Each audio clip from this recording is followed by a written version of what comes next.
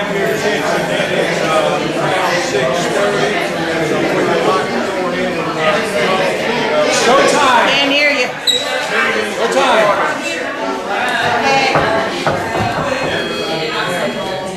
I have your attention, please. It is now 6:30, and we're going to call the meeting for May 2nd to order. If you'll bow your heads for a short word of prayer.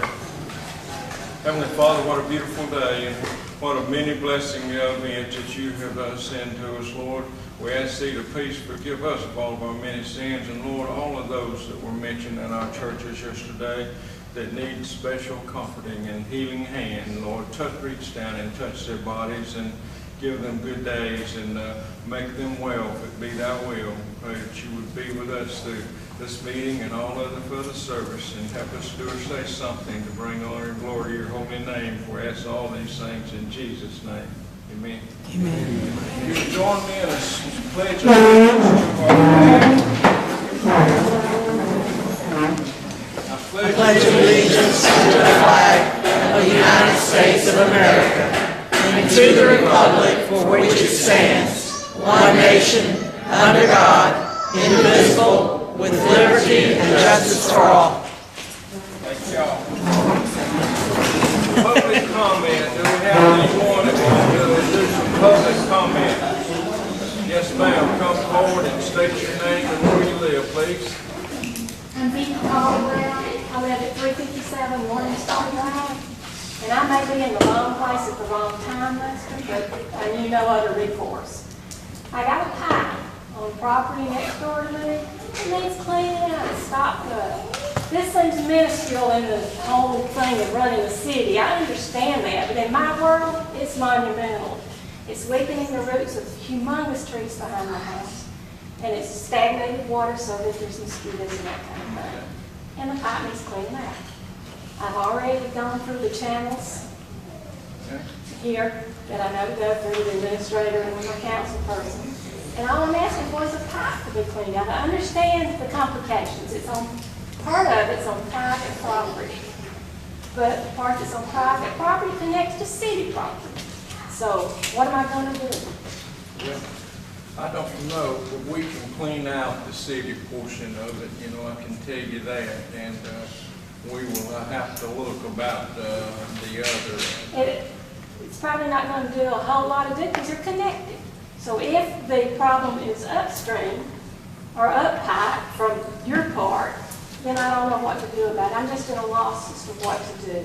I can't do anything with the people who own the property. Hope that the city could, but evidently they've not been successful because I didn't hear anything back from anybody in that. So that's all I want, it's just that pipe cleaned out. So I'm not forever worried about the damage it's causing on my property. What's the address? 357 Morningstar is my address. I'm not sure what that lot address is, but it's just next, it's the empty lot next to me. Thank you. Thank you. Okay, any more public comment? Okay. We'll move on to the old business, adopt a revised version of the City of Temple Utility Service Policy. Mr. Austin. We had talked about this several weeks ago and put it on the back burner while we dealt with some other matters.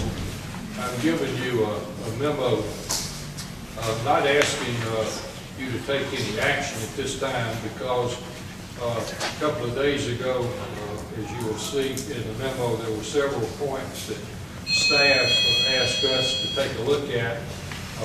What I would request of the elected officials is for you to take a look at this memo so we can be ready to act on it perhaps next month in terms of the concerns that the staff has raised. The main thing that between now and next month is that you have the policy included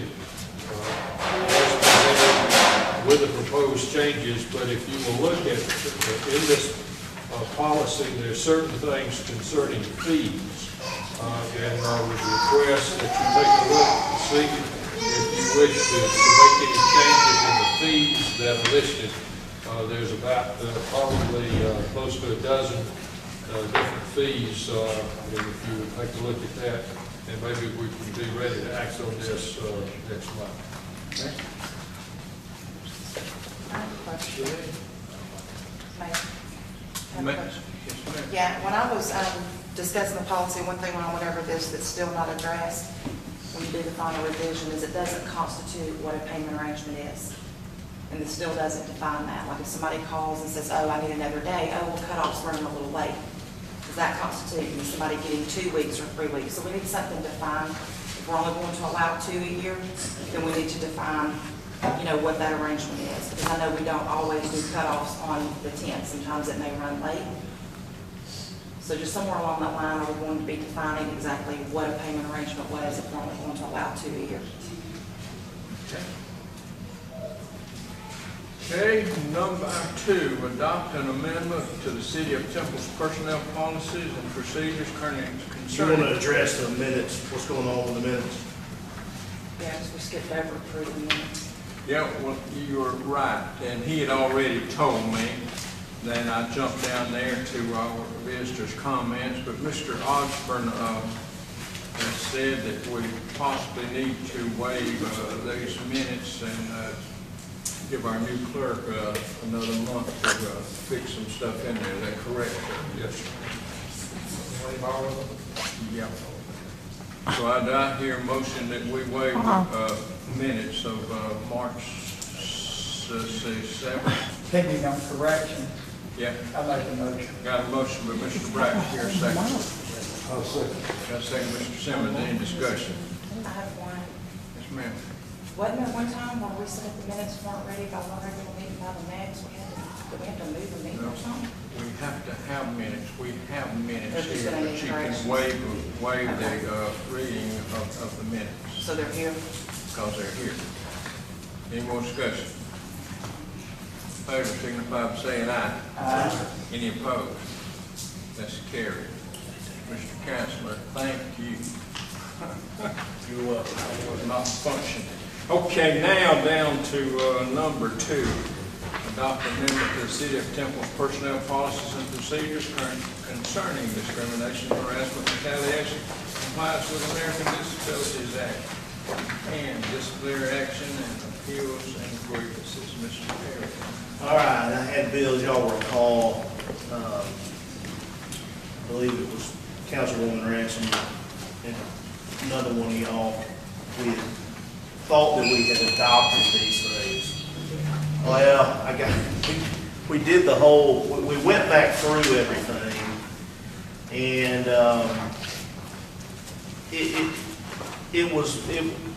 we said, okay, yeah, we like these. Okay, in September we did, with certain modifications to them, because there were blanks in those that we had prepared. So what I had Bill do was he went back and filled in those blanks to comply with the existing personnel policy. All right, Bill also looked at the personnel policy, myself, and, you know, these can basically be placed into that personnel policy. And you know, there is some language in there about discrimination and harassment and things of that nature with all kinds of, you know, categories and all of that kind of stuff. What we've got to deal with is we've got to somehow get rid of the other policy and enact that one.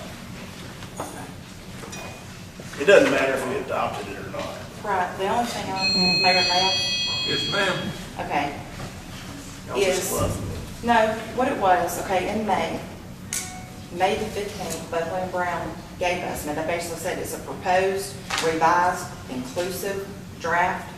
It was a part of that. They gave us something to start with. We were given that to look over. Do we want to adopt what Buckley and Brown for workplace harassment policy? They did that for us. Carter's specialty was HR. I mean, that was how he got into city government. He had helped with these. Yep. So he comes to us in July with his 60-day recommendations. Sexual harassment, diversity, personal accountability, training. So when we got here in July, he gave us these to look at in July 15th. We said, yeah, you know, we like these better. Now granted, this is what says Sylvania. Yeah, Okay, so we said, yes, we like these, work on this. They decided to go with this versus the other one. what was in the handbook. In the same month, he went ahead and did these training classes. So he moved on. He had somebody come in and do training with employees on both of these issues. So then whenever we got to September, that was yes, it was a resolution, we were gonna do it, the final bill was there. When we got to October, because I had called him the day after the meeting, and my understanding was, part of what he had done was gonna try to strengthen the Groups. no, he was actually changing, there was 3 separate policies here. You had one which was personnel policies for employee That's right. conduct. That was the one that ran into a problem, because the handbook that we had leveled them out with 1s, 2s, and 3s. And so to put his in there, it was gonna mess up the staggered system of what we had done. So he said they went ahead and approved, right here in the minutes, the personnel policy regarding harassment, and they approved the policy regarding the ADA. Okay. They were separated, so right here, when you take this, well, go back and like this one, and you break it down, it starts right here. There were 3 separate policies. We adopted this one I remember and the that. one behind it. Yep. And then my understanding was those 2 were then going to be put in the handbook. And when I got the stuff for Sylvania and went over it, there was just basically, it was just changing the city of Temple, which was done here. So my question then, which has been since October, is why those 2 haven't just been put in the handbook and handed out to employees, because every time there's been an amendment, now that I finally have a copy of the handbook, is the last page of the handbook Fabulous shows you, handbook. well, you know what, the last page, it shows you the date and every amendment that Yeah. was made when it was made. So this should have just been connected with another page that showed the date of that council meeting and those 2. Okay. So if there was anything else to work on, or we thought we needed to work on, it would have been the ones for employee conduct, which was just something totally different that he was adding to the harassment, discrimination, and retaliation. So my confusion is still why the employees haven't been given a copy of this actual book with amendments. And I would like to see that done as soon as possible. I hear what you're saying, Ms. Ransom, of course, that was before my time. I went back and read very closely the minutes that have been approved for those meetings, and I cannot honestly say, reading the minutes, that the council took the actions that you're saying. Did you see on October 5th, resolution to modify personnel policies harassment? Mr. Walden requested the clerk's name be taken off. There was a motion to approve. Mr. Simmons did the first, Mr. Walden did the second. Resolution to modify the personnel part of the policy.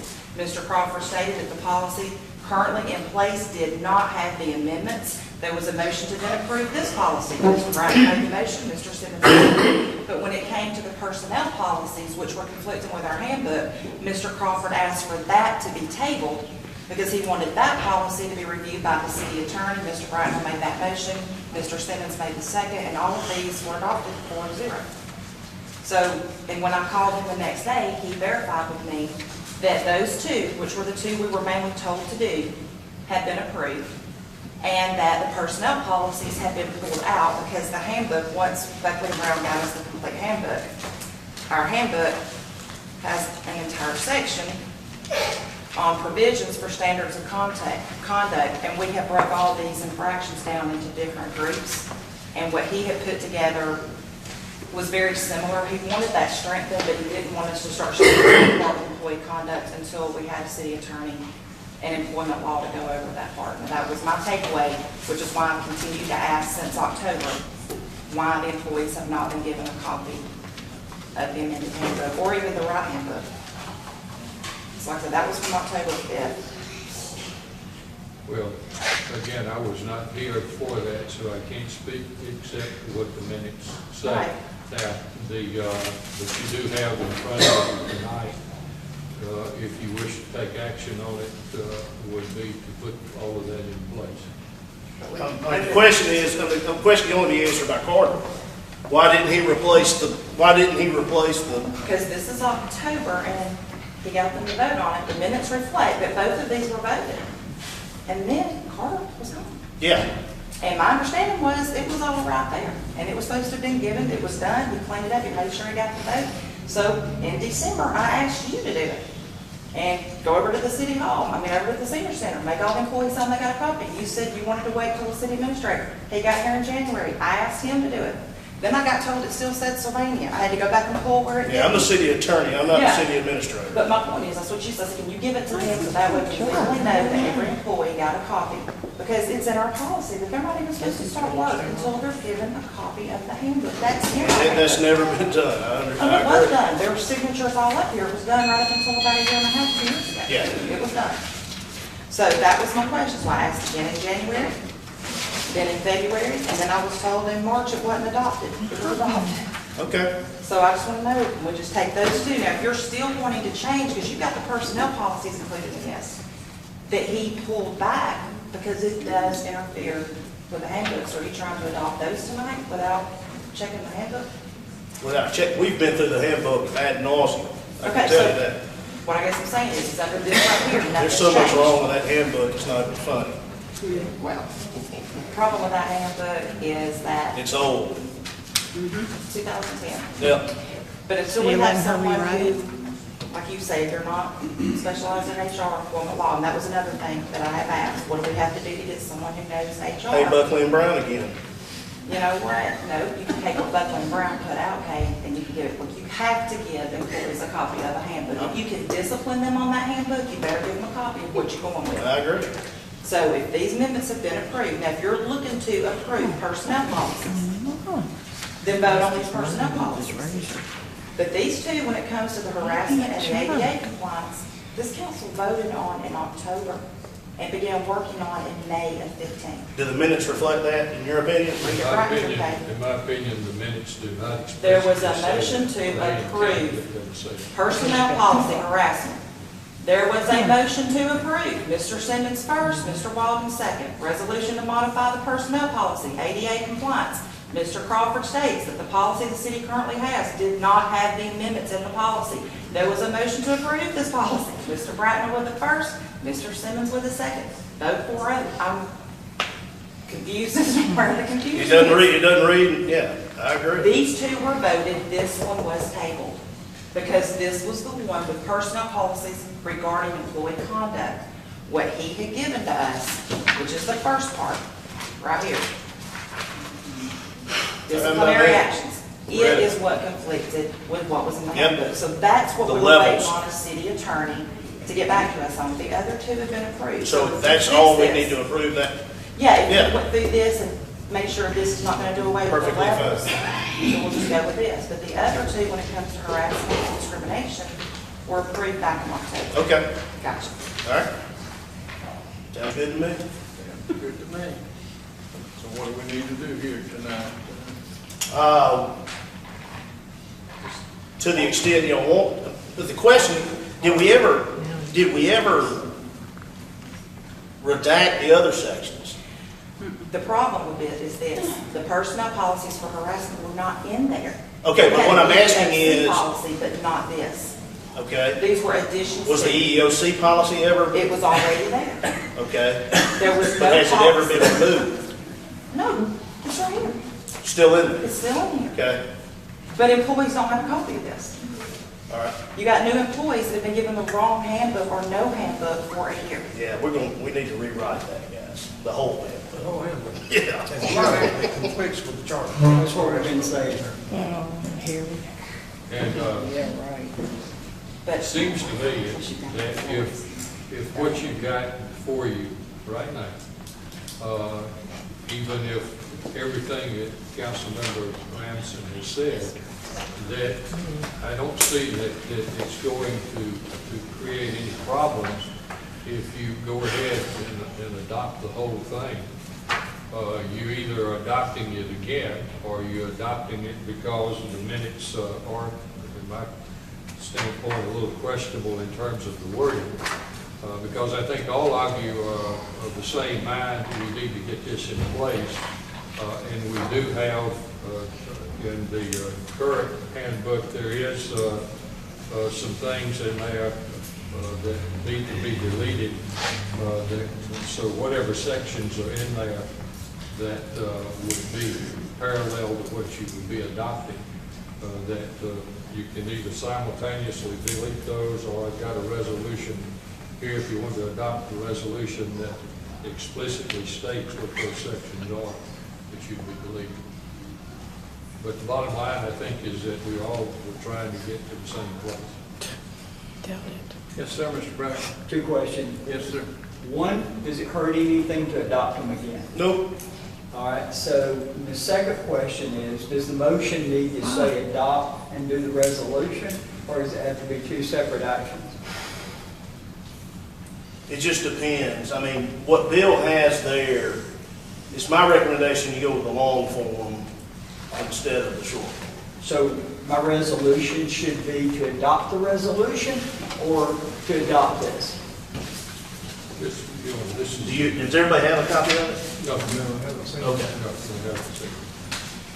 You got it? No. Of course not. And this is the resolution. That's the short form. This is the short, so is it 2 actions or, I still have to roll, Mr. Mayor. Yes. Hold on, Mr. Bradley.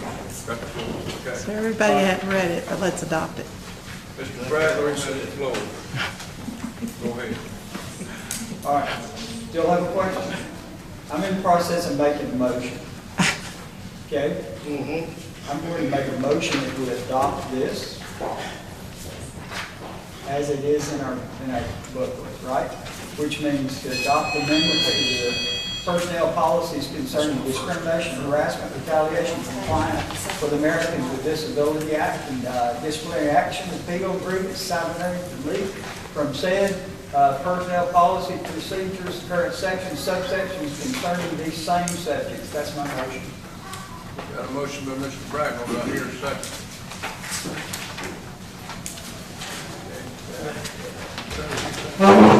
Okay, got a second by Mr. Walden, any discussion? Yes, ma'am. The one that we adopted originally had the repealer that it needed to have, so that if any part of this was found not to be in qualification or in violation of law, the rest remained the one he's made a motion for, and that was taken out of. And I'm also confused about what this is. Where employees holding positions in the regular employee status herein for 1 year or immediately prior to the adoption of this policy shall be continued in their respective positions without further review of their qualifications, but such employees be placed on a step within their appropriate pay grade, that those who now hold positions for less than 1 year immediately prior to the adoption of this policy will now serve on a probationary period as described, and those who have failed to qualify as provided shall be dismissed from their position within 30 days. Why is this part in here? Because I thought when Mr. Crawford had that part from Sylvania, that was something that had to do with their city that wasn't supposed to be in what he's made a motion to adopt. Yes, sir. I would say, Ms. Ransom, that it would be totally appropriate to delete that. It's included because what I was given was what Carter had prepared was a Sylvania version, and nobody had said to me that that paragraph shouldn't go in, but I think it's superfluous and not pertinent to the other things.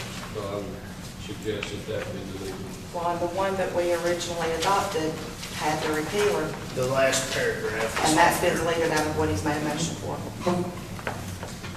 If you go to the last page of the first draft, there's a separability clause. If any provision of this policy, or if any policy or order thereunder, or the application of such provision to any person or circumstance shall be held invalid, the remainder of the policy and application of such provisions or policies and order of persons or circumstances other than those to which it is held invalid shall not be affected thereby. And I have one last question. The other issue that I had, which was explained to me, the part that involved the harassment and discrimination, it was a policy that we needed.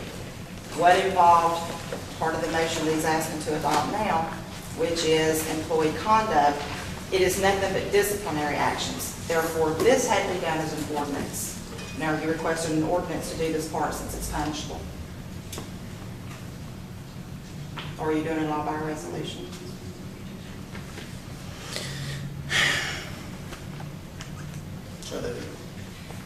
anything that has the full effect or consequence of law requires an ordinance. The other two were policies dealing with harassment and discrimination.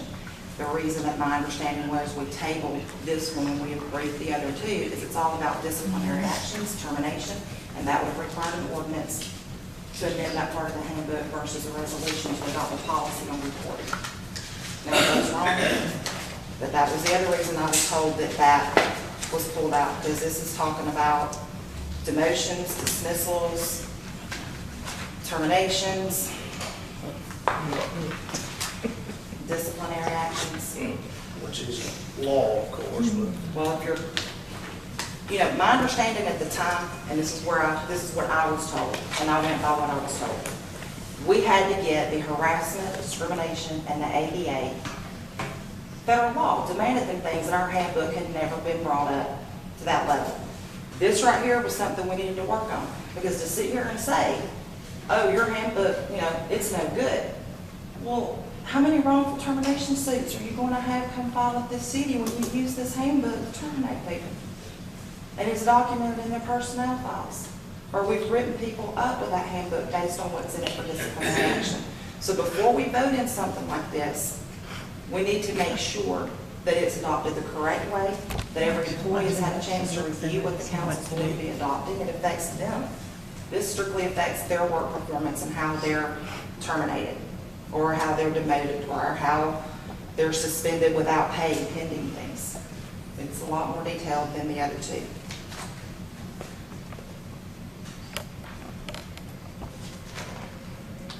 I don't know that I agree that has the full force and effect of law. There's no fines issued. There's nothing of that matter. To get fired. The handbook itself was adopted by an ordinance, but then certain policies were done by resolution. What does the but council others wish were to done do? by ordinance. Okay, we got a motion on the floor, and we're in a second, we're discussing what they wish to do. Yes, sir. The resolution you're talking about, is it just dealing with these three items, or does it deal with something further in the handbook? No, sir, the resolution is simply providing more specificity to the, what would be deleted. And I think with the discussion, it would seem to me that even without the resolution, if the motion from Councilmember Bracknell were to be approved, that probably that's what we need to do. Mr. Attorney, do we need an ordinance? I don't believe we do. It's my opinion that we do not. More discussion? Okay, so let me clarify. You're now saying you're going to re-vote in what we've already voted, but you're going to add back in the repealer, and you're going to take out this status of present employees. That's correct. And you're going to go ahead and adopt policies that deal with disciplinary action to employees without it being handed out. gone In your over. legal opinion, that is Not in my legal opinion, I'm asking you, because if you're going to tell me this, because what you just said was that the handbook's crap. So when was the last time somebody in the city was reprimanded by a handbook the attorney just called crap? Well, I'm the just asking handbook your has got all kinds of stuff, and there's all kinds of, But there's things that can be done via that handbook that don't comply with the charter. But when it comes down to disciplining and employee, and that's what you're changing here, Yep. okay? Wait, what a shame. And dismissal of an employee. I have none. They, a lot of them do. Any more discussion? All in favor of the motion, signify by saying aye. Any opposed? I'm opposed because I believe it was already adopted correctly, and I want the minutes to reflect that in October. Okay, there's 1, 2, 3, 4, and 1 against. Section's already been adopted. Remember us adopting some too. Item number 3, update on the report of operation of the city's Temple Sewer Lift Station, Mr. Everhart. Good evening, Mayor and Council. How you doing, sir? Good. I'm happy to report that the soft starts were installed at the Villa Rosa lift station this past Friday. The lift stations operated fine on the weekend. So hopefully we'll be able to remove those bypass pumps hopefully by the end of the week. We did check them this morning. There was a little clean in one of the pumps. So hopefully again by this Thursday that sound will subside and we'll be able to remove those bypass pumps. Any questions? Sounds good, sir. All right, thank you. Thank you. Welcome. Okay, update report concerning the senior discount on the City of Temple's utility bill. Mr. Osborne. Yes, sir, I have your memo in here that simply referred to it. We had talked about this a little bit last month. Mention was made during that discussion that we probably needed to do some verification that there still are a senior citizen in these 267 households that are getting the senior discount on the utility bill. What I would propose is that in the next month, we try to do a survey in means to try to determine how many of those 267 families actually have a senior citizen still in them. Report back to you. I would not recommend that you make any change on anything at the moment. We are now moving into the operation of the intergovernmental agreement with the City of Villa Rica. That will involve looking at our utility billing process and whatever changes we might want to make with anything. I would suggest to you it would be good to do it all in a coordinated way rather than doing it piecemeal. So I just report to you that I'd like to go ahead and work on it the next few weeks so we can give you some accurate data. You'll know what the numbers are, and because we will have to make some decisions concerning some changeovers in the billing process. Yes, sir, Mr. Walker. Do we have a policy on what we're discounting now on the sewer? Not that I've been able to determine. That was the one that I think it had to do back when you made some of the changes, and the staff person, long since gone, had initiated the discount of $6 per month on the sewer bill. It would be my thoughts that just because you've got a senior in the household, it wouldn't necessarily qualify the household for a senior discount unless it was, the account was in that senior's name. Makes sense. That's what I have my mother policy with me that it doesn't qualify me for a senior discount. So that's something we need to take a look at. Right. Okay. All right. Number 6, update on the report concerning the current maintenance agreement between the City of Temple and Chip's Lawn Service.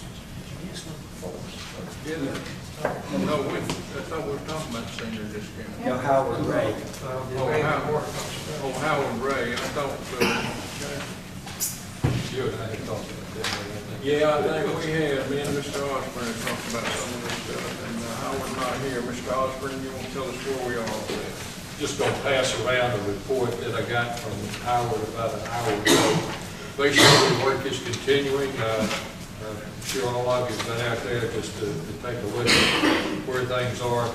This is a very brief report. This tells you exactly what's been done.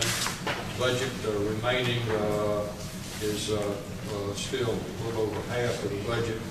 The main thing is that he's saying it expects to be completed near the end of June.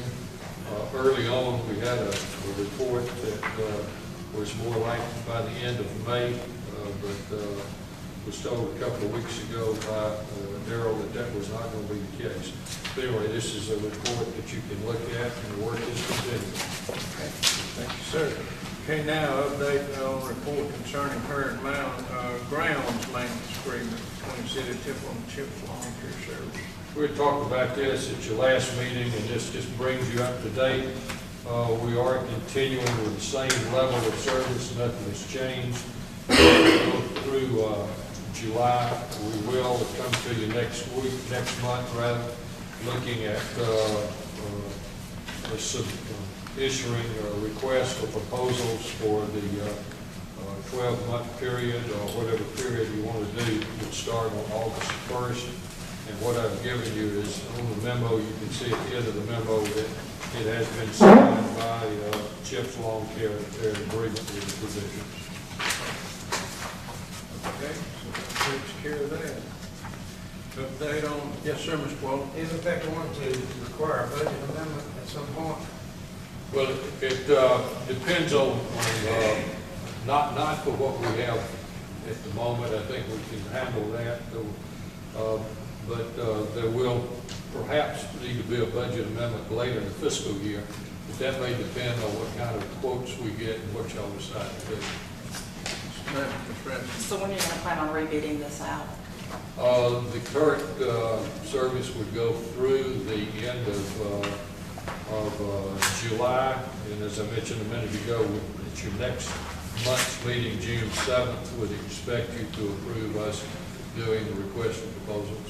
Okay, the question I had is I was able to go back through my packet and I was able to find the original bid as well.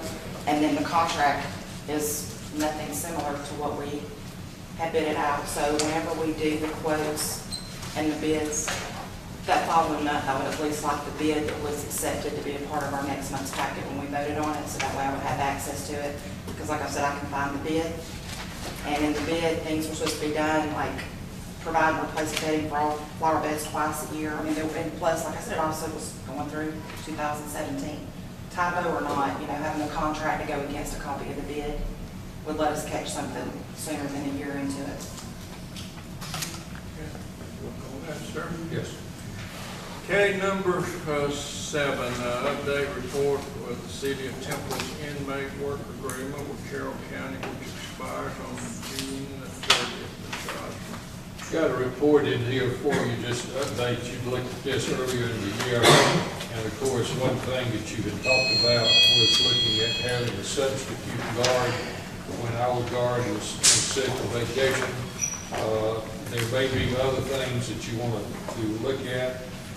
What we need to do is, if anything that you want us to talk with the sheriff about, please let me know, because myself and whomever else would be involved in making contact with the sheriff.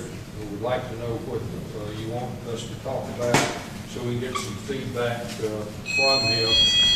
We'll be coming back so that you can take action on this at your meeting on June 7th, because this contract ends at the end of June of this year. Questions? Yes, sir. I did some calculating on that, and with the inmates that we're getting 6 per day, even after you deduct for all the holidays, 10 or 12 holidays, and all of the sick time and all, we are still coming out very well. We're getting billed, if you figure the hours and the money we're getting those able-bodied inmates that are tickled to be outside in the sunshine for about $4 an hour. So I think that's a deal. It is a deal. The thing before is the reason we wouldn't get in the deal is sometimes we would have 2. And now we're getting a load. Ms. Ransom. Since we're on this, in this agreement, the city decides what the inmates do, correct? Like they're just brought here and then the city puts them to work. Do we still have prisoners read meters with all the meter readers, so that's stopped? No. Okay. Now, one thing that has been suggested that we might want to include in our scope of service for next year is having the prisoners assist at the park in terms of some grass cutting and things of that nature. Okay. No questions. Okay. Under new business, adopt a resolution to honor retired principal of Providence Elementary School, Dr. Terry Smith Phillips. That's it. Mrs. Phillips, you're in the audience, please. Just a minute, if you could step forward.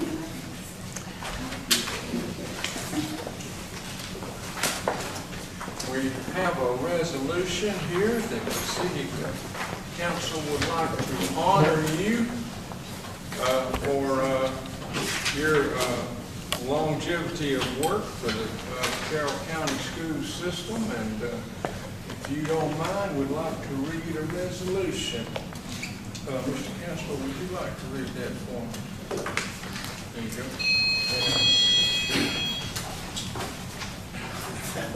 That would not be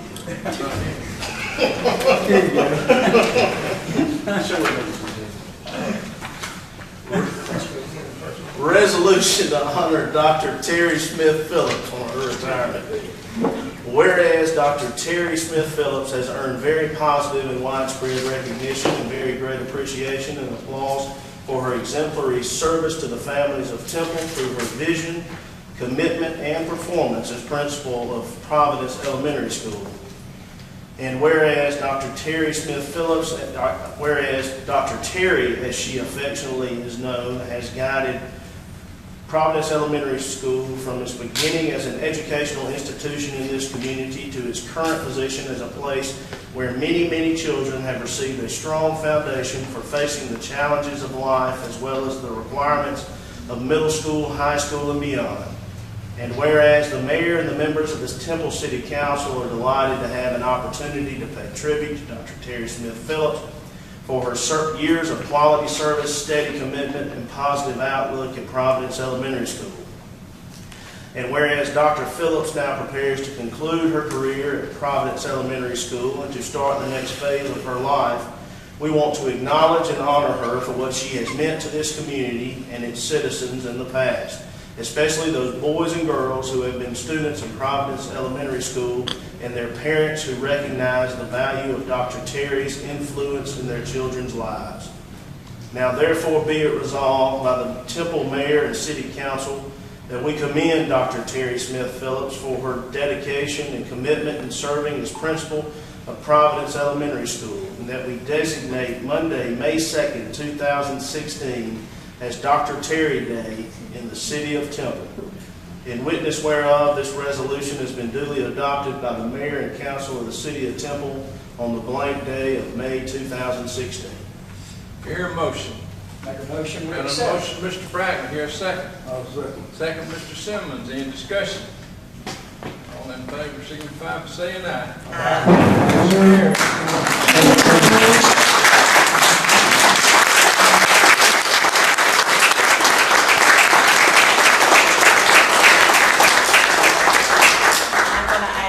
Bless many of us at Temple Elementary. She got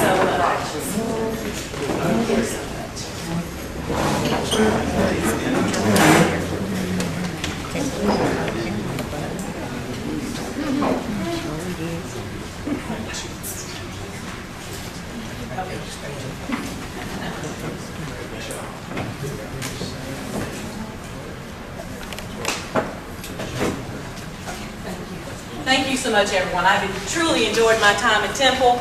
I started here at, as Penny said, at Temple Elementary. And we saw a vision, and we wanted our kids, our Temple kids, to be the very best.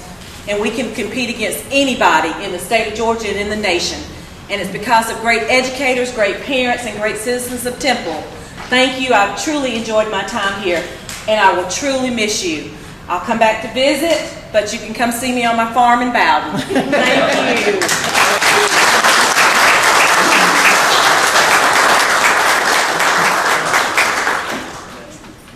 Okay, number 2, report on the new solid waste collection and transport.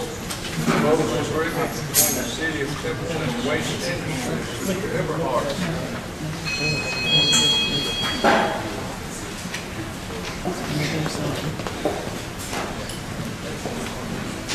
Mayor and council, we've been working the last couple of months and putting together a new agreement for waste disposal. Mr. Don Collins here, we've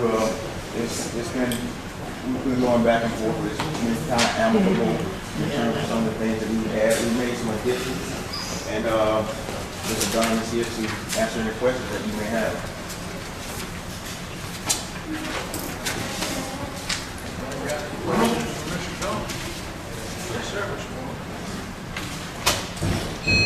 I just want to make sure we're going to do better on getting the trash containers out in a timely manner. We've been having numerous problems with that.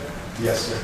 I I know of one account, one instance that took us from December the 18th of last year up until February the 16th of this year to get the tank. And I talked with the lady in Cedartown several times about it, but it still took 2 months.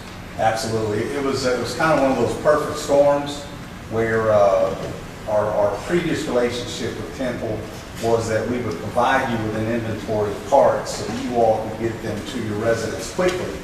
And unfortunately, some backups at the manufacturing plant over in Norcross left us with no carts for about 3 weeks in December. So it wasn't just Temple that was not getting carts, it was several cities throughout the Atlanta area. So number one, we've changed the way we're ordering containers to make sure that never happens again. You can imagine walking into a grocery store and not having any milk on the shelves. That's as embarrassing when we cannot deliver carts because we don't have any. And the other thing we're doing is we are taking ownership of delivery, so your folks will not be delivering anymore. We will be delivering directly from our facility, and you all have added some language relative to penalty fees per occurrence if we do not deliver those containers within 72 hours. So we promise we're going to do better because we certainly don't want to pay any fees. Mr. Bradley? Nothing changed with the recycling? No, sir. Still the same exact program, same containers, every other week service. The one thing that we did add in the contract that may not have been in there before is if you have a large family or you're just super good at recycling and that 165-gallon cart cannot get you through that 2-week period, you can order another container. So you can actually have 2 recycling carts at your house if you have that much. That's right. Okay, so make sure I'm understanding the cost will go up as of June 1st, $1.30 per person. July 1st, yes. It says June 1st in ours, that's all I was wondering. I think the agreement starts July 1, doesn't it? I'm just looking concerning cost. It says that That's starting right. June the 1st will be $11.79 from $10.49. It's actually July 1st. Okay, so that should be July. That's the memo. Yeah, okay, and the second thing is, does this also include the franchise fee, or is that something we are waiting on the commercial customers? Yeah, the franchise fee is kind of a separate conversation, Okay. and I want to talk about that We too. want to make sure it's not a part of this. It is not a part of this, Okay. correct? Okay, so the main thing here is people can expect to get their cans sooner, and their trash will be going up $1.30.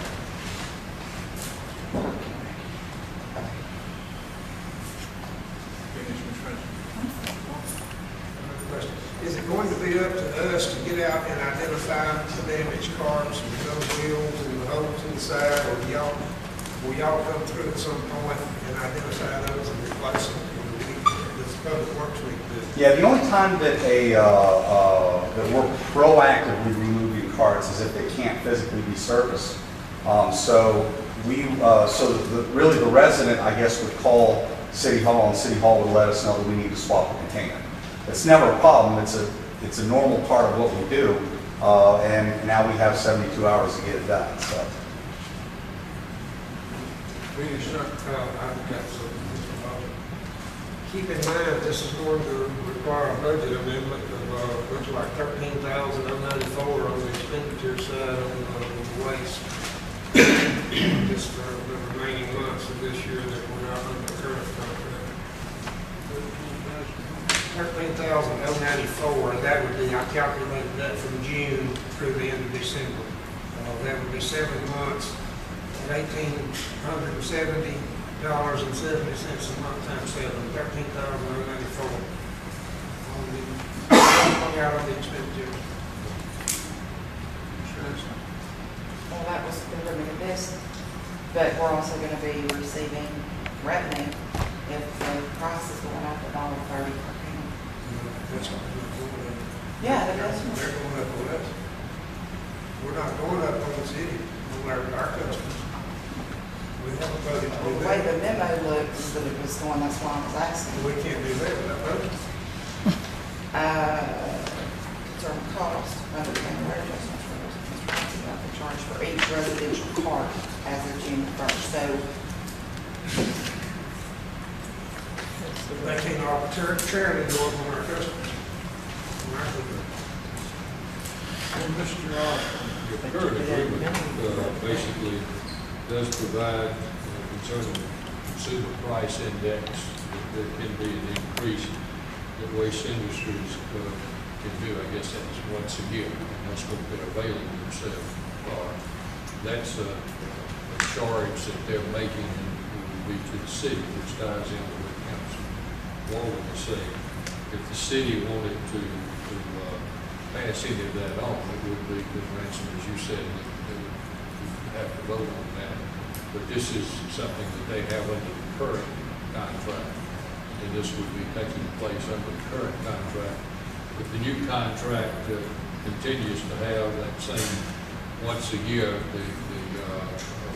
where they can look at going up, we did get a change in the formula that's used that I'm told should result in maybe not quite as much of an increase under it as we have under the current agreement, but that's not for the increase that's taking place right now. That would be for any increase that would take place a year from now. I'm sorry, I have one more question about that, because do you know what the trash services on the sewer side, like what is the trash bill we're charging the customer? I think it's 1189. That's what I'm saying, so we've been charging a little more than the 1049. I think we charge, simple charge is 5% above there. That's what I was thinking. So if it's 1179, we're basically gonna break even on what we're collecting versus what we're paying, because we were actually making profit off the trash. For the last couple of years, we were charging more than what they were charging us. So if we're paying 11, around 11, We charge 1189. and it's, so we're still making 10 cents off every cart leaving it alone and not a loss, because we're taking it on these things yourself. Are we charging them now, $11.89? I think it's what simple charge. So that's 10 cents above what they're going up to. It's like 5.2% above their charge. That was when I saw the call, I was trying to think, I thought mine was about 12 bucks. We charge our residents $12.50. Okay, so we're paying them $11.89? So we're paying them 10.49. Okay. So that was, I thought it was about $12. So if it's roughly $12, then this cost increase is still gonna be less than what we're already passing on to the customer. So there shouldn't be a big decrease between, you just won't see as much surplus revenue from overcharging. Right. You still need a budget amendment and new expenditures. Sure. One other, there were four things that we were talking with Waste Industries about. This was touched on a minute ago, and that was on the commercial.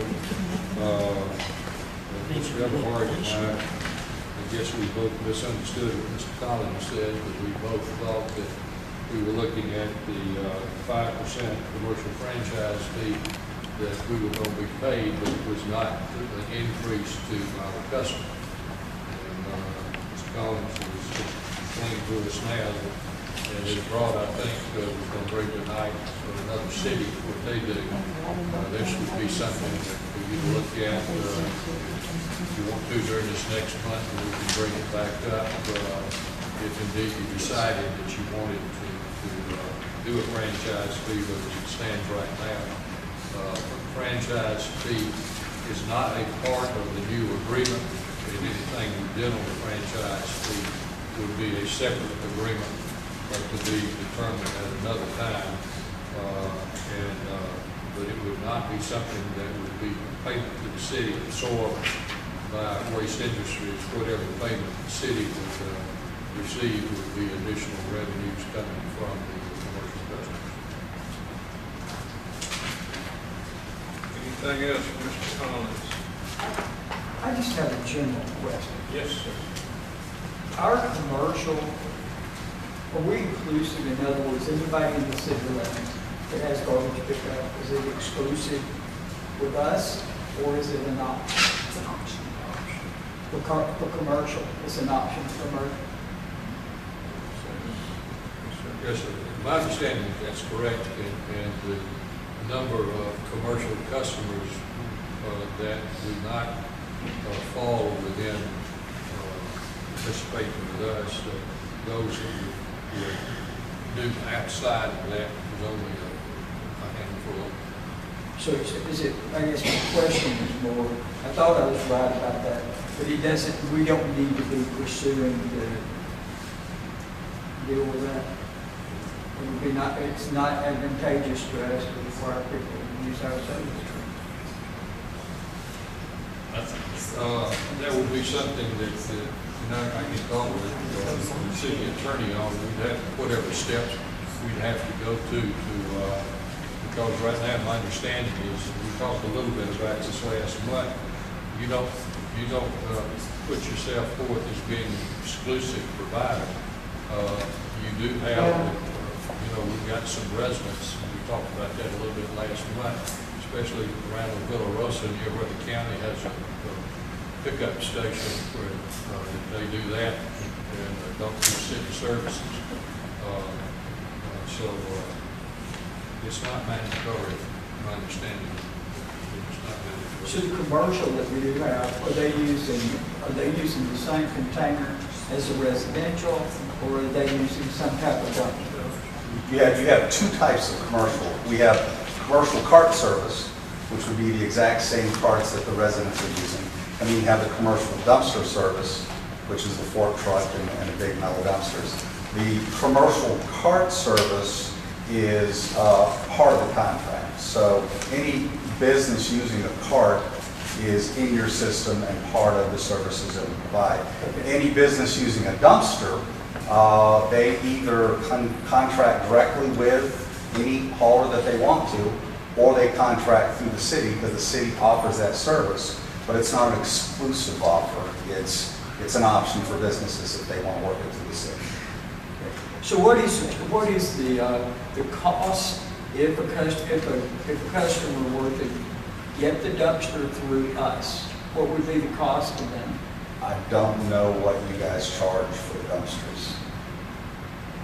Here's the scale. That's what we charge you, but I don't know if you're marking that up 5%. Because I don't know that. I'm sorry. That's a good question. I think it's a reasonable question. So. We could do that. Okay. Yeah.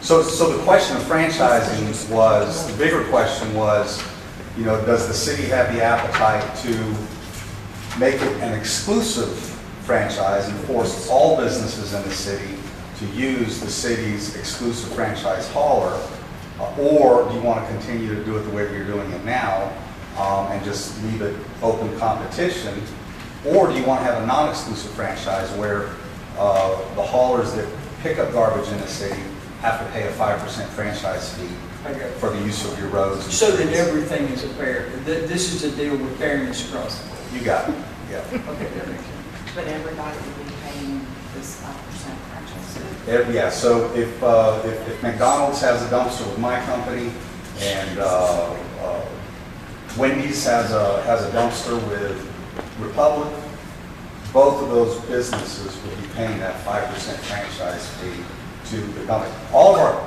contracts that we have with businesses have rate adjustment language in there that says if there's ever any disposal increases at the landfills or any government fees that are added, which a franchise fee would be one of those governmental fees. Somebody with Carrollton does with Charter Communications.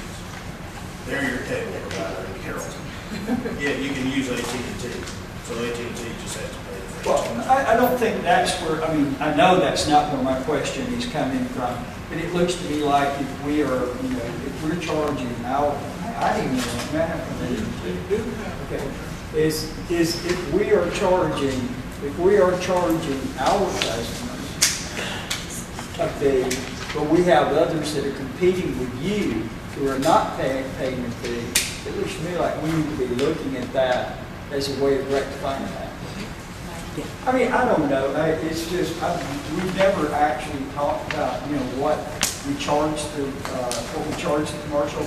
We certainly, every time we do a contract, we look at the residential and we talk about the residential. When the residential goes up, we're talking about going up on the resident. We do that real quickly, but we don't sit and discuss our commercial users and, is it fair to our residential users as compared to our commercial? And I'd like to, during the month, I'd like to have kind of an update as to where we are with our commercial users. And, this excise, if we're going to do this franchise tax, certainly we need to be looking at all of that. And have that information to be able to make an educated decision on what we need to do moving forward with that. The issue that I would have is when it comes to the residential, the city has consistently charged more to residents than what y'all will charge in the city. Where that evened out is the city could use a guy who come in with his truck and took the trash. So if you didn't want to pay that $3 more, $2 more than the city was charging, you had an option. In a city of Dallas, I can see how this could be really beneficial, and I can see how it could be really fair, because it is covered with business.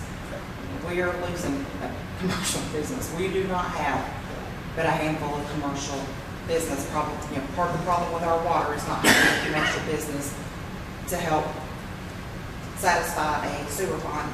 And I think, in my opinion, to put something that would be mandatory and make a small business labeled commercial here cover a 5% charge when you don't know if that person's not taking off their own stuff in a commercial. Some of our commercial customers are beauty shops. I mean, think that commercial water rate. Some of them are not very big to be putting a 5% franchise fee on what actually is more like a small business getting a commercial labeling in the city of Temple when it comes to our water system. So that would be what would concern me. But I can understand the growth where it makes perfect sense. People do that commercial business. A question for Mr. Collins? Yes, sir. How many of our commercial customers do you guys have a private contract with already? We ran that recently, and I'm trying to, I think it was around 60. We had around 60 businesses that we were doing business directly with, contract between us and them. You guys were not involved in. And I think there might have been a couple of dozen that you guys were doing business with, that we were your subcontractor and providing that service. That's kind of how the mix was. But in So the that- city, That cuts that cuts you guys out? If we were to say these commercial accounts had to pay a franchise fee versus doing business directly with waste industry, right? Well, there would be, you would want the franchise fee if you keep it open. It's a non-exclusive franchise fee. If you keep it an open market, that way any garbage company that comes in here and signs a contract with a business has to pay that 5%. If you made it exclusive, where you said, okay, everybody's going to use the city's exclusive contractor. So my 60 customers and your couple dozen will all add together and become 80.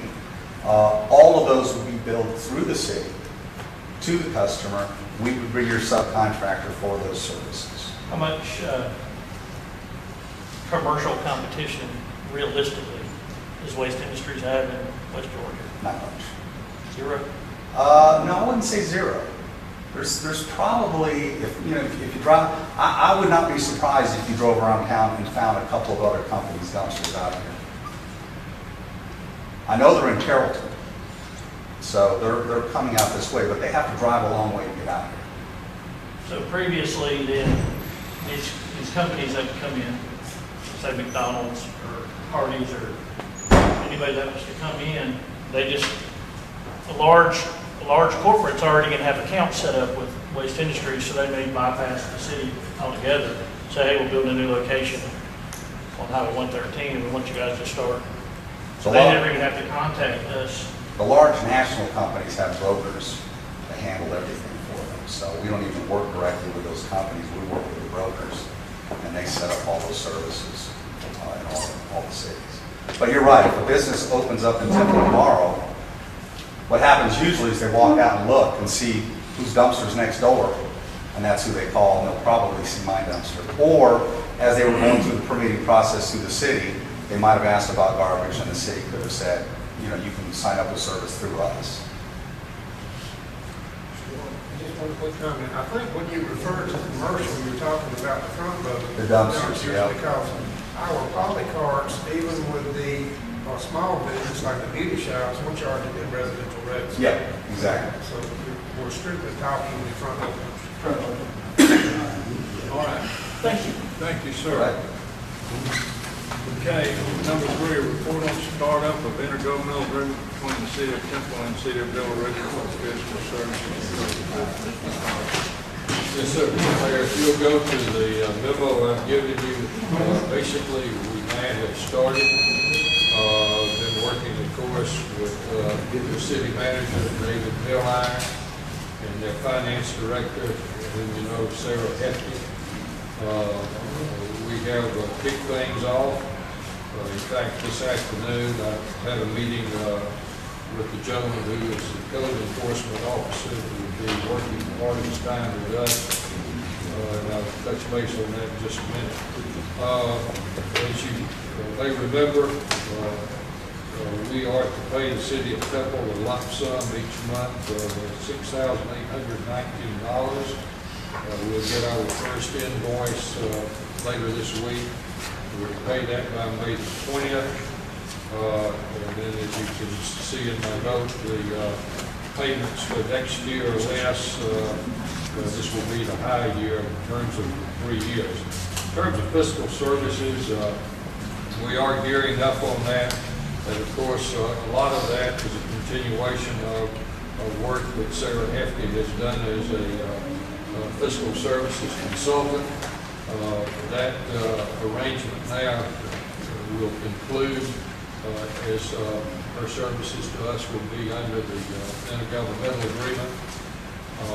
I would imagine over the next several weeks or a few months, we will probably make some changes in how we do certain things in fiscal services to more closely mirror what the Villa Rica does in some areas. They may make some changes to adopt some of the things we do.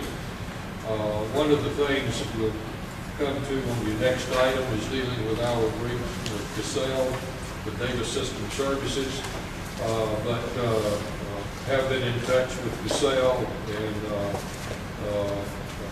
have loaded, and you may have already looked at it as you prepared for tonight, information that we got from Casell, including the agreements. Villa Rica is very pleased with them, and we're looking forward to getting Casell in here. It'll take, we think, about 3 months, 4 months for the overall transition. As Casell says, that part of that depends on how fast we respond to information that they send to us, questionnaires and so forth. Now, as part of this, I do expect that you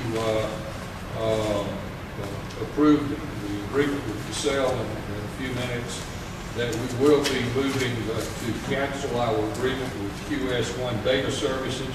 Frankly, even though you approved that last fall, it's never been activated. We've never paid them any money. They've never done any services to us. I have talked with them, and they called the other day after some months, and I told them that we're not sure what we were going to do, but we'd be back in touch. I would imagine over the next several months in the fiscal arena that we would be addressing the various recommendations made by the CPA firm in the 2014 audit. Basically, that's kind of where we are in the fiscal services area at this time. On code enforcement, the gentleman who came and met with this afternoon is Ricky Watts. Mr. Watts had worked for the University of West Georgia for a number of years as an electrical inspector. He and the community development director, Janet Hyde, who's responsible for code enforcement, came over. We talked. We'll be meeting again the next few days. This week he'll be in Villa Rica. He will be here a good bit next week, and as I say in my memo, you'll be getting acquainted. Also, I'll be coming to you at your next meeting, 1st of June, maybe look at some additional ordinances that would put us more in line with some of the things that Villa Rica has. But we do have, as you know, in our city code now, chapter 20 is on nuisances, and that deals with unfit buildings and structures, and also tall grass and messy yards and so forth. But there may be a few other things we'll be taking a look at. I want to be sure that we've got the appropriate codes in place that would let us have a comprehensive planning code enforcement. But anything that would be put into place would be coming to you for approval. That's really where we are at this time. If there are questions, be glad to respond to them, but the bottom line is we're now underway. Okay, I got a question. Okay, item number 4, you need an approval agreement between Temple and Casell Data Services. Yes, sir. Okay, your motion? Motion to approve. Motion, Mr. Second. Second by Mr. Blackwell, any discussion? In favor, signify by saying aye. Aye. Any opposed? Carried. Report concerning insurance policy renewal and possible modifications in certain insurance policies currently carried by the city of Temple, Mr. Rogers. Just very briefly, we're having conversations with several different types of carriers. We'll be coming to you in the next 2 to 3 months, simply to present reports, see if you want to make any changes on anything that later in the year. Don't have any specifics. We get calls all the time, as you can imagine, from people who want to talk to us about that they got a better deal, and we'll just give you a report on that in the next 2 or 3 months, see if you want to make any changes. The one thing we have, and that's your next item, does deal with the commercial insurance coverage. If you want to bring that up, Mr. Mayor. Okay.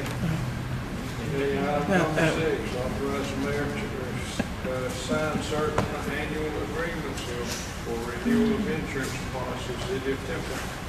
The one that we've got for you, you do have an attachment on it. This is your commercial insurance policy. Right now was through J. Smith Lanier to a Selective Way Insurance Company that ends at the end of this month.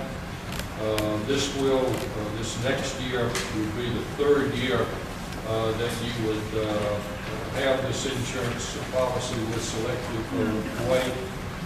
I met a few days ago with Preston Haglund, that I think most of you know, with J. Smith Lanier. We did talk about that looking ahead several months, so that we would probably solicit proposals early next spring, looking at where you might go.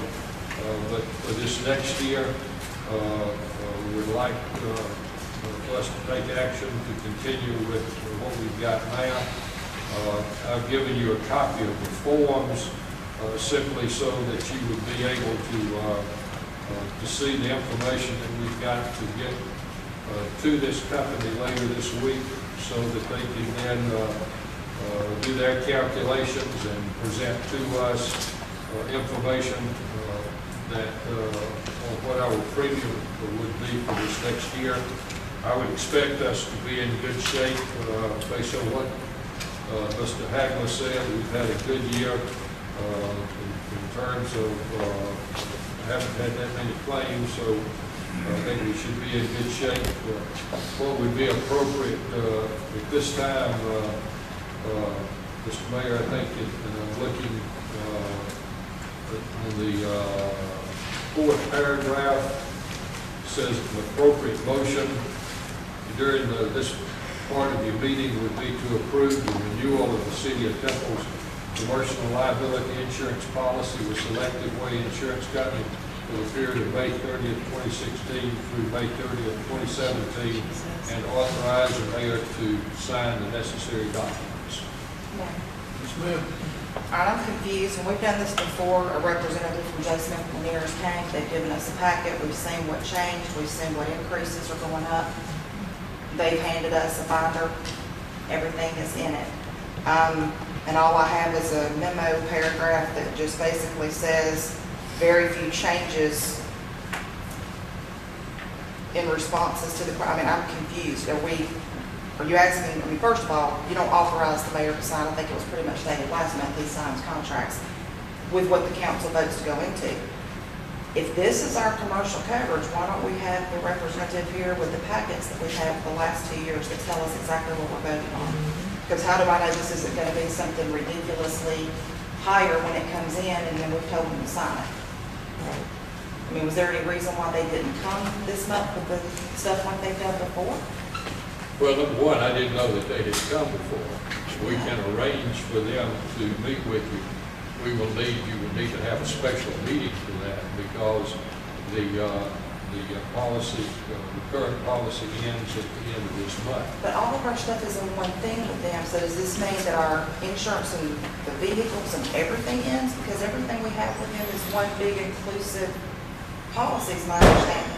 Or is this just the selected part? Because we actually have 2 companies through J. Smith Lanier that handle our insurance. They should all be on the same start and finish. I think if you look through here, you mentioned automobiles and so forth, it's basically the same, what you've had covered with them for the last 2 years. But the first year, we had an increase the last year, and we were able to ask what's going on, why are these increases, and then we went ahead and stayed with them. So my question is, I'm not comfortable voting on something that I have no idea what we're getting into for. Well, and I understand what you're saying. The only thing I can tell you is that we would need to have a special call meeting in a couple of weeks because we've got to fill out this information and get to them.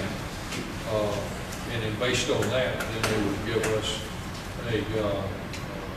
what the rate would be. Yeah, but And I guess what then whether it's a motion or not, looking for tonight, is that are we looking at continuing with this company and with J. Smith Lanier? well, I guess my question would be is asking for a motion to approve the renewal when they don't even have the information yet to give me a quote that we're renewing, and authorizing him to sign it is way ahead of what I'm willing to do. So if they get this information sent to them and the quote goes way up, then the city may have to look at something. If it's going up a little bit, maybe the same amount that it went up the year before or stays the same, then that helps. Because one of the things that I was still waiting for J. Smith and Lanier to get back to us on, I got a little memo about it a few months ago, but I never did hear directly from them, which is there was confusion when they were here last year. They happened to be here to present their stuff at the same time we were talking about waiving some rental fees. And the guy was back there kind of like, didn't know y'all were renting out. That's not covered under your umbrella kind of policy, so I had asked that question a few times. So, and I also don't know if that lot that the city or the DDA owns, I don't know if that lot is included in our insurance policy that we've got a garden on. So those kind of things we kind of need to check. And I definitely want quotes before I'm willing to vote. And if I was a mayor, I wouldn't be wanting to sign something, being told to sign something that I didn't even have a quote on yet. So I think we definitely need to see what their prices are going to be for next year. I think we need to have a special call meeting next week because the 30th is coming fast, and ask them to come up and explain it to everybody. Well, they just usually bring that. I mean, it's self-explanatory. I have concerns here about it possibly going up because we had to check yes where it says, have there been any sexual harassment, EEOC, human rights, or civil rights claims in the last 5 years? Let's check yes.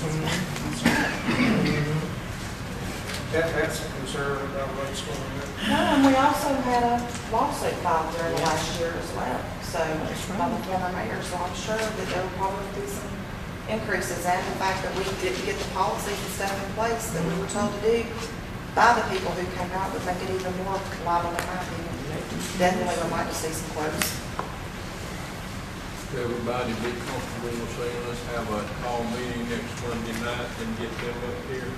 It's probably going to be 2 weeks before we do that because what they had said, we'll see if they said, once they hear back from us from tonight, that it would take them a couple of weeks before they would be ready. So May the 30th, it will be here before we know it. And we can, I'll talk to them first thing in the morning and see what we can do in terms of speeding it up. Maybe then we simply decide. 2 weeks is the 16th. That's out. So, well, it doesn't have to be on Monday, I don't suppose. No, it doesn't. But let's let Mr. Osborne get in touch with them tomorrow and see if they can speed this up, and I wouldn't see why they couldn't speed it up, and then we'll decide as soon as right. I had some questions for Mr. Osborne. This public official liability application, the opinion of it, that there's a lot of errors on this. Now, this is what was filed last year. Yeah. This is just giving you what So, information. We would have to update it. Yeah, we'll be updating that tomorrow. The police professional liability was last updated 2006. I don't think that has the chief. I know he was working on certification, but are we an accredited department?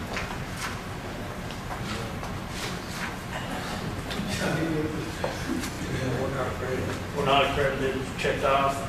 We've talked before about written policies on deadly force. The city does not have it. Checked off, yes. Not just on that, I mean, the employee manuals, it says we have copies of everybody's in the file, that they've received their employee manuals. And that's just the kind of stuff that stuck out to me on this. And as I say, that's what was filed last year. Is that Mr. Crawford's signature on all these? I think that's correct. In May, it would have been in between, maybe, I don't know. They changed the price for those. We'll let Mr. Osborne call them and see how fast they can get up here with a special meeting, and then we will let everyone know. Item number 7, report from Carroll County Tax Commission concerning House Bill 960, which becomes effective July 1st. I simply included this with something we had got from the tax commissioner that indicated it would have some implications for us. And I would just submit it just to you, just take a look at it. If you have any questions, I would suggest that you get in touch with Ms. Bearden. I just included it as just a FYI. Mayor, on this. Ma'am. Mr. Osborne, I had called you about this back in the maybe first week of February. I also contacted the commissioner in February about this as well. This has the ability to directly affect our revenue that we budgeted. We'll just have to kind of wait and see. If you're not familiar, there was an issue that happened to a couple of cities. It began in Rome, I believe, or Cedartown. There were a lot of cities that got hit. What a lot of people don't realize is that our sales tax is collected by the state, and the portion is then sent to the county, and then it is then distributed as the intergovernmental agreement says that it's supposed to be. A city on its own, nor a county, has any way to check the accuracy or inaccuracy of the amounts collected. There was a loophole in the Georgia law that basically allowed people to make a lot of money by overpaying their sales tax. So if a business chose to overpay their sales tax, they could do that up until a certain amount of years. And during that year, let's say, I don't know if it's 5 years, 3 years, 5 years, something along that line, they could overpay their taxes. The city would have no way of knowing that a business overpaid their taxes. The county would have no way of knowing. And then at the end of that time, the county or the business would simply contact the state and say, we've overpaid to the amount of $500,000. And the cities that receive that would then in turn have to not only pay back that sales tax money, but pay it at ungodly interest rates. So you had cities like Cedartown, Rome, Augusta that were hit with $1 million bill. and they had no choice but to give it back. So basically, what had happened is if a business chose to overpay their sales taxes for 3 or 4 years, they were going to make more interest off being paid back that money than they would have ever made by having that money in a bank. They were being paid back at an interest rate from cities and counties at astronomical amounts. So what the state decided to do, I think it was Rockmart had to come up with quite a bit. Cedartown, I think they're still working on a payment arrangement back with them. I believe the mayor of Augusta told me that their bill right at Christmas was over $1 million that they were going to have to pay back in money that had been sent to them with the fines and interest. So what the state had said they were going to do was that we can't turn around. The law was effective when interest rates were at like 8 and 9%. So that was the amount of interest a business could earn by overpaying their taxes. They could make the city and the county not only pay them back every time they overpay, but 8 or 9% interest on that money. So they said, we're going to lower it to whatever the bank prime rate is, but they're also lowering that on the other end. So what that now means is the same interest that cities would have collected. If you look at our budget, at what we've budgeted for prior year property taxes, that's a big part of our budget. Those prior year property taxes are prior years with this 8, 9, or 10% interest that we're charging the people who are paying late. That will now not be that rate anymore. So when it comes to our prior year property taxes, you're going to see a hit, because that hit is going to be much less penalties, a lot less fines. The way they explained it is, we can't say that the cities and counties don't have to pay back this astronomical rate, but still charge that rate. There was some talk about tax assessors being able to institute actual fines that were different than an interest rate, but I have not been able to follow where that made it into the law. So this is something that we really do need to look at, because it does have the ability to affect our prior year property taxes at a really large amount.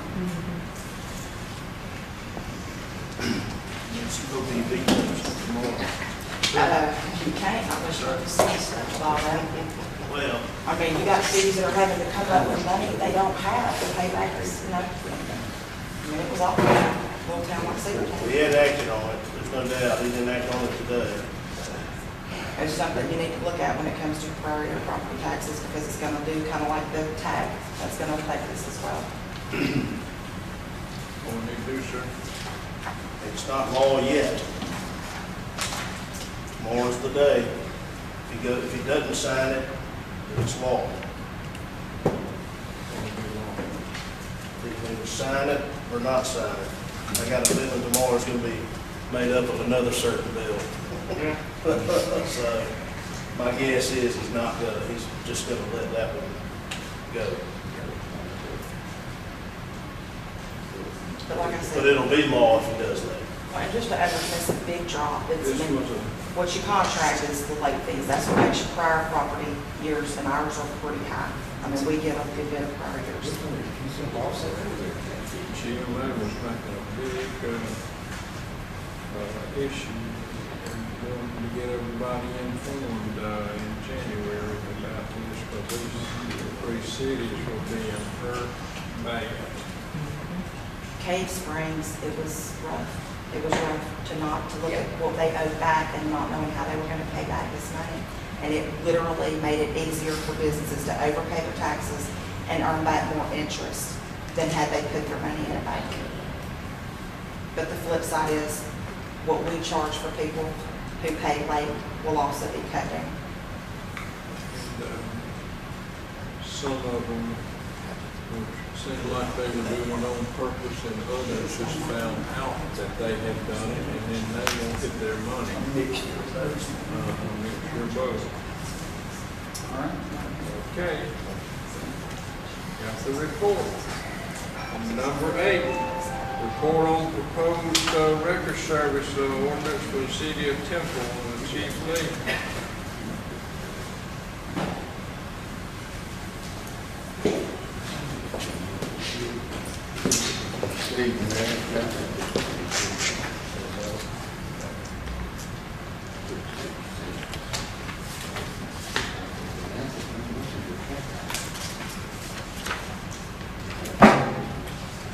This was reference to the mimicking that one that Douglas still has.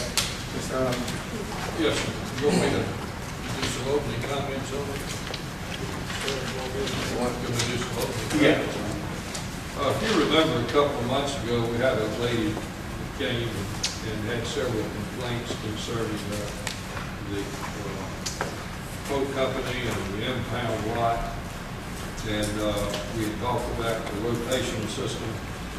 Chief and I have had several conversations, and out of that, I put together just a memo to bring you up to date about what we had and what some other places have. You can see down here, the bottom of the first page is in alphabetical order. There are 7 local firms on the department's eligibility list.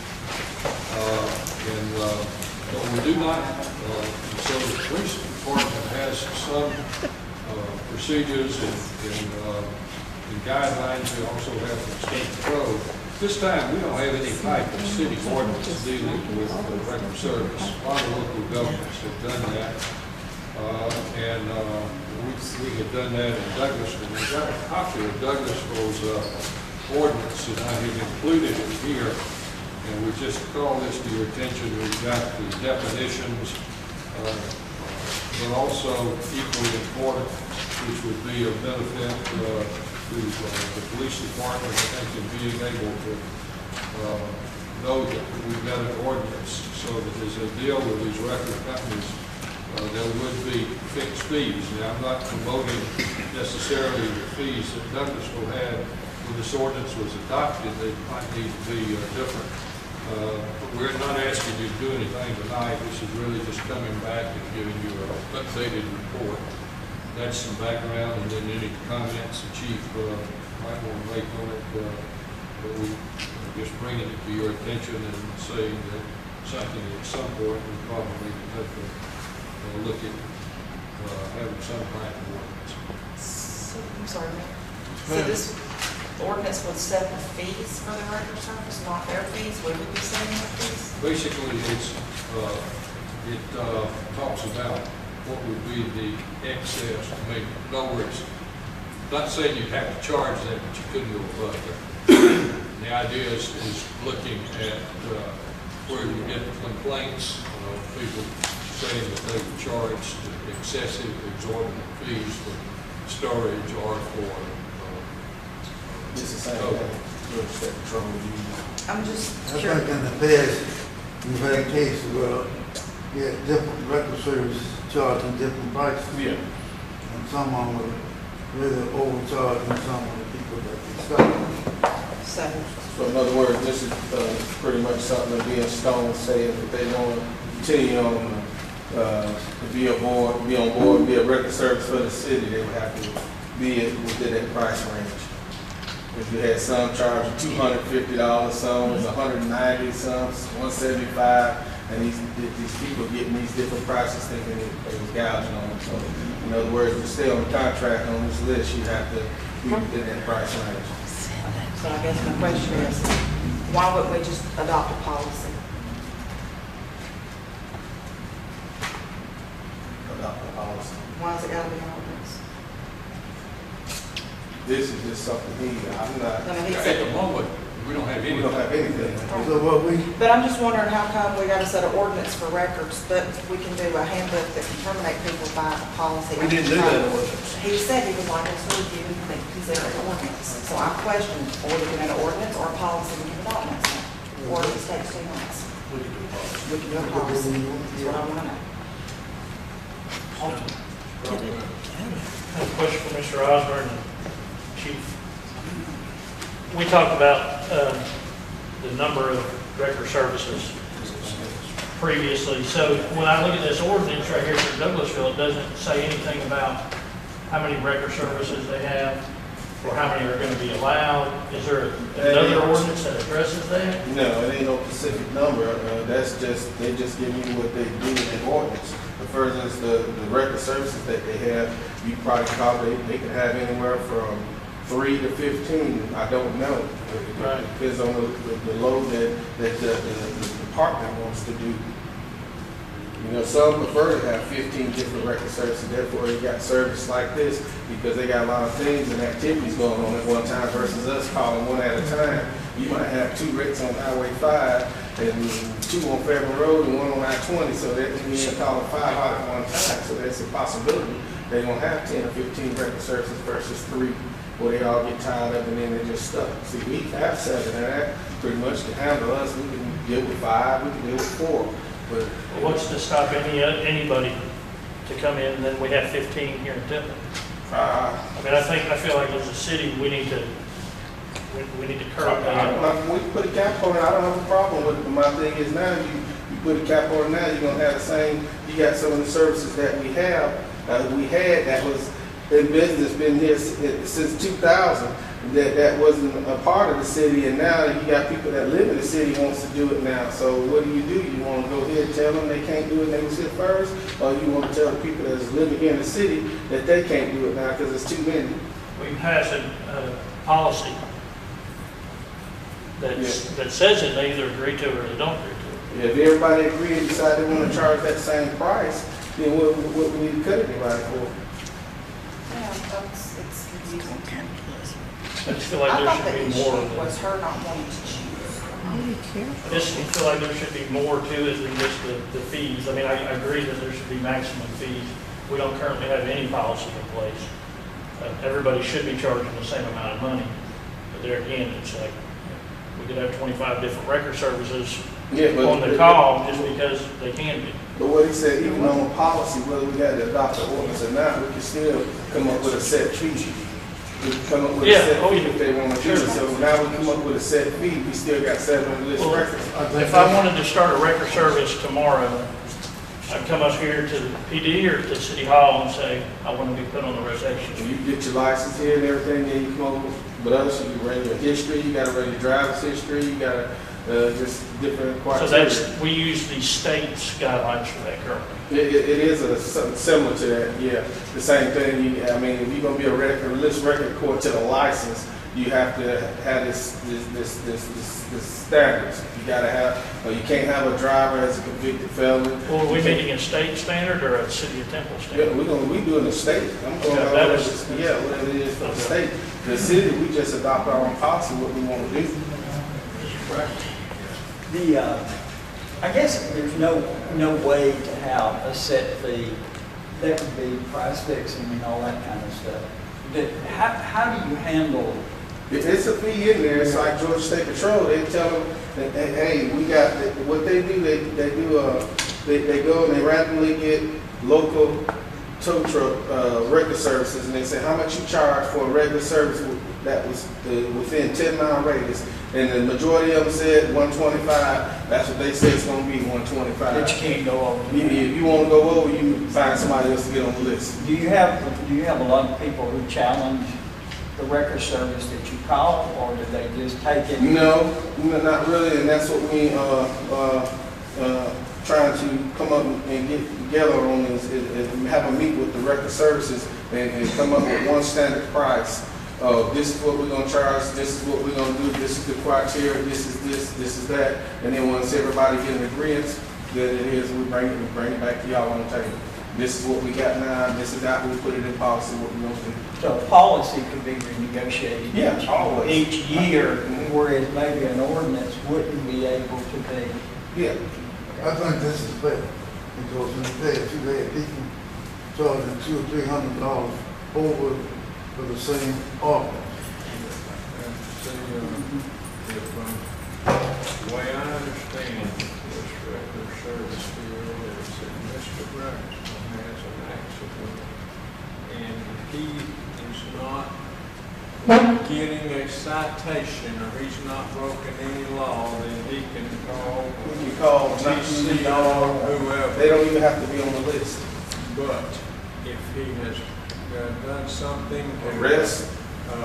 Cause that, DUI or under stop sign, speed, whatever, going to be arrested, then he's Or the only way to ambulance. I rephrase it. Anything that this list is for is when we make an arrest or suspended registrations or no insurance, those three things there. Even if a person was to pass out on the side of the road and you find that we can't contact a family member, then we use a list to come get it off the road. Other than that, it is your discretion who you want to tow your vehicle. You have a wreck, or you broke down and you need to get out the roadway, it's your discretion. We can't make anybody, but when you have an arrest, you don't have a choice, it's a list. And the reason why we have this list is so we don't be biased, and I call my buddy up to get it all the time, but you saying I got him to get it because that's my cousin, so you got it on the list, and I don't know who they're gonna call. They rotate it around. Dispatcher does it. You call 911 through the radio or on the phone, she look on the list and see if he's on it. If they're not carrying a certain time frame, they go to the next one. If they take it too long or whatever, they go to the next one. And now they gotta wait till you get all the way down the line before they go back to the first one again. So and I think that's fair than anything versus you talking to that same person all the time. Okay, the only question I have about it is the fact that it's the lot money where they tend to make their money on something like that. And I don't know, does the city have the ability to tell a private business what they can charge the store? They won't be on the list, that's what we're working on. So what do you do if you have 5 or 6 companies that we're not going to, they just bypass us? Okay, that's my question.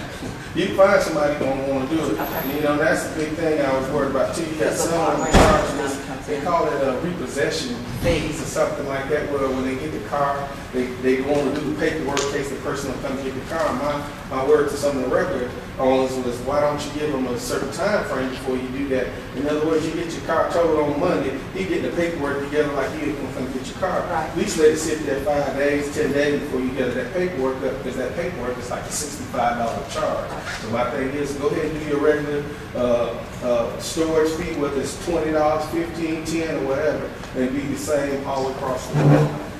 But most of them want to put that fee in there, which is $65, then that $25, plus they already charge $175 to get the car, and the car hasn't even been there 24 hours. It's just too much. So that's the kind of stuff that needs to be addressed in the policy. Okay, any more questions? Okay, you want to get us proposed resolution here ready and sure. Yes. Okay. Okay, while you're here, Mr. Lee, tell us about the authorized employment of one new certified police officer. Okay, I'd like to make a recommendation. The young man, his name is Joshua Paul Cole. He's a current officer at Emerson Police Department. He just resigned, right, maybe a week ago. But anyway, he's got a clean background. He's education. He's skilled status with post. He passed all of the physical, the psychological, the criminal history. He did the polygraph, fingerprints, drug tests. He did everything we had him to do, and he passed the flying colors. We've got recommendations from the polygraph plus his chief for where he prior worked at. He's 22 years old. No, he's from outside of Bartow County. Well, he's not here tonight. No, he's not here tonight. Okay, I am recommend to the city council that we hire Joshua as a new certified police officer for the city of Temple. I'm going to make a motion to confirm with what the mayor has said to hire Mr. Cole. Is that his name? Okay, got one motion to approve this new hire here in a second.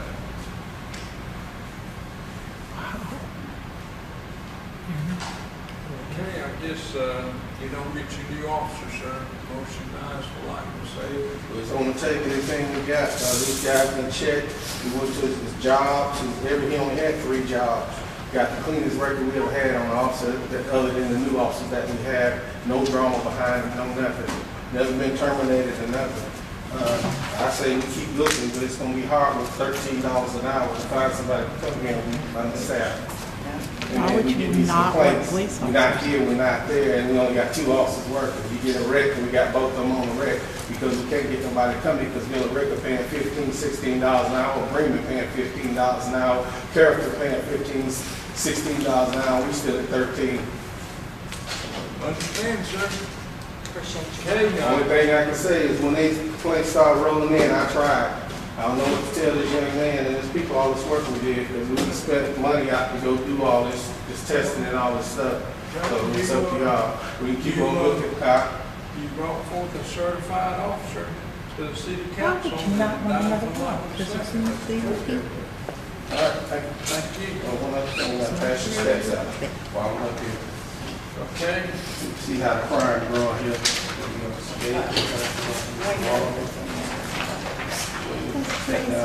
That's crazy.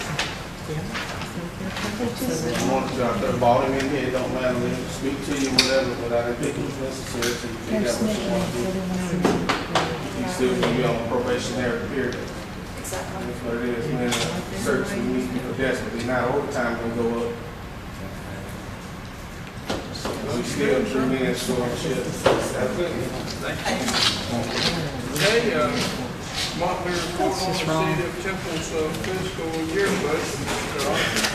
Arthur. I've given you a memo on this. Basically, the memo simply says that we'll be providing you with information, but it's really impossible to have a end of the month report ready for a council meeting that's on the first Monday of the next month.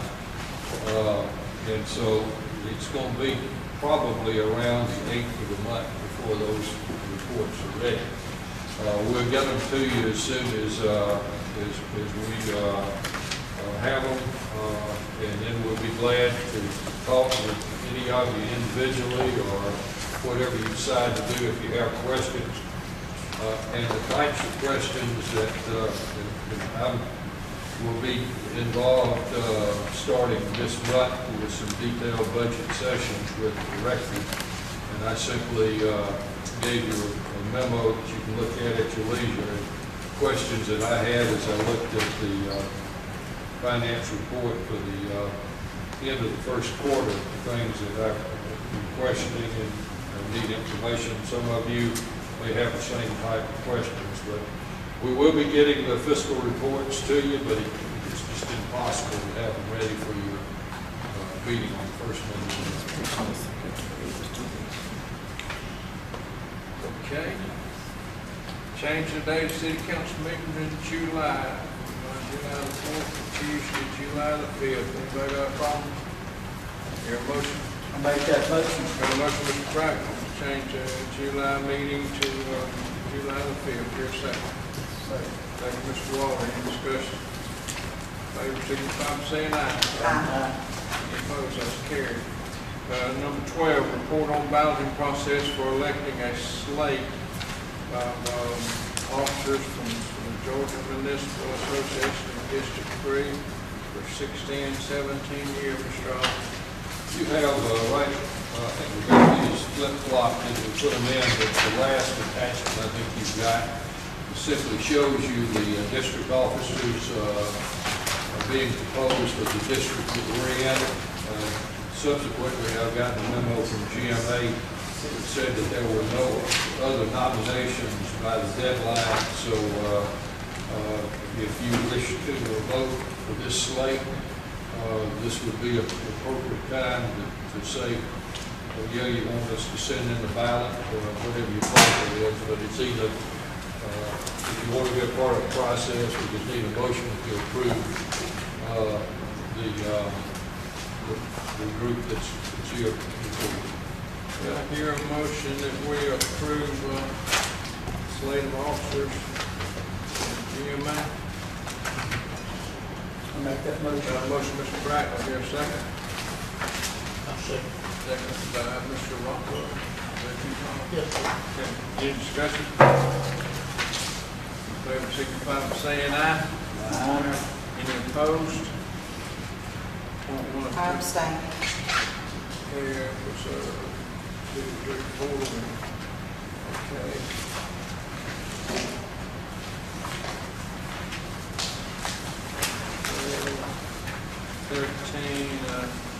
appoint one of the city of Temple's elected officials who will be attending the GMA Association annual meeting to be the municipal voting delegate at the GMA business meeting. Just two paragraph memo, we've got three council members going, Councilman Brackman, Councilman Walden, Councilman Rockwell.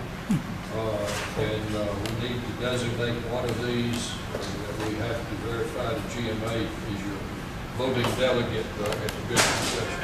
We just nominate one and vote on them, or? Yes, we just need for y'all to, somebody to nominate among the three of you so we can notify GMA of those. I will, Don't touch it. I will nominate Mayor Pro Tem Bracknell to take care of that. Got a motion by Mr. Walden to nominate Mr. Brackman. Do I hear a second? Second by Mr. Rothwell. Any discussion? All in favor, signify by saying aye. Aye. Any opposed? Abstain. Two abstaining and three carried, so that you're the voting one. Okay, executive session concerning personnel matters, Mr. Brackman. I make a motion, go into executive session. I'll second. Did you second? Discussion. William second? Okay, now, any discussion? Has there been a complaint regarding personnel? This is a follow-up from the last executive session that was come back with the report. Has there been a complaint or, so there was an investigation process then? That has to come out front. Anything that is investigative matter, that's out front. If we're going back there to hear of an issue or to be made aware of an issue, but if there has been an investigation or you've looked into a follow-up regarding an employee, those kind of things, from my understanding, are supposed to be done up front. I don't disagree with that. There's not a pending criminal investigation. Okay. So we're going to discuss this out front. We I'm not recommend aware no of it. executive session, Mr. Counselor. I would recommend no executive session. Your motion, sir. I stick with it. You got a motion and a second. Sticking with a second. I'll second. Okay. Any more discussion? Favor signify by saying aye. Any opposed? Okay, so did that carry? Ma'am? Did that carry or fail? It carried. It carried, okay. Then I want it documented that I'm not only not going in there, but I need it in the minutes that I will be exiting the meeting at the beginning of executive session. And if you continue with an illegal meeting, I myself will report the council members. I will. Yep. Okay. Got a motion for the executive session, y'all, let us know when you come out. I'll go, we're over here. So come here. We're ready to go back here. We got done running,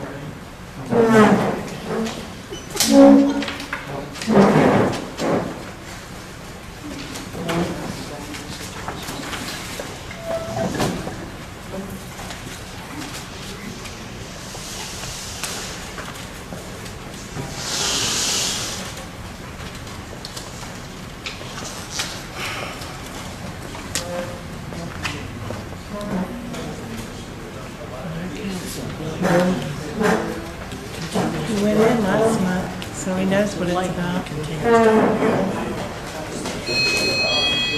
He went in last month, so he knows what it's about. You know the time.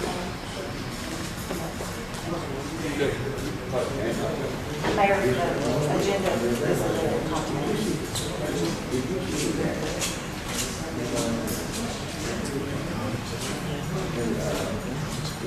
Close the door.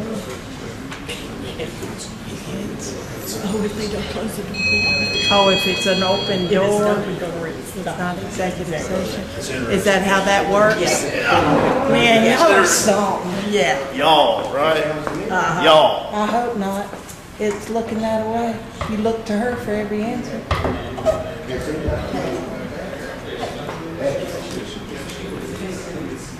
See? Give confirmation. No, we can't do that.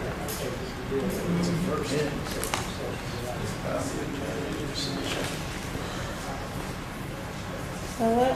Yeah, y'all.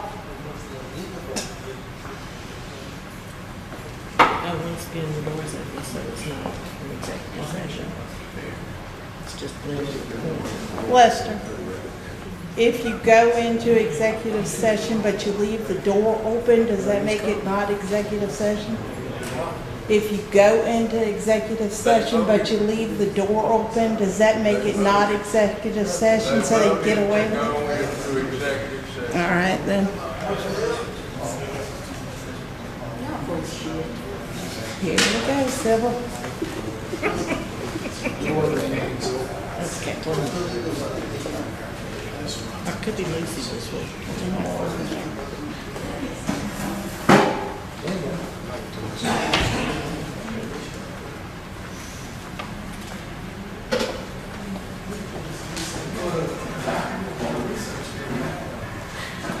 Your own lawyer didn't know. He says, no, you shouldn't do it, but he goes there anyway. Yeah. Yeah. Can you please do her to me? Well, I can't see him. All right. I think so. To be in there. Yeah, there he goes. Okay. They're so shady. It's such a shame.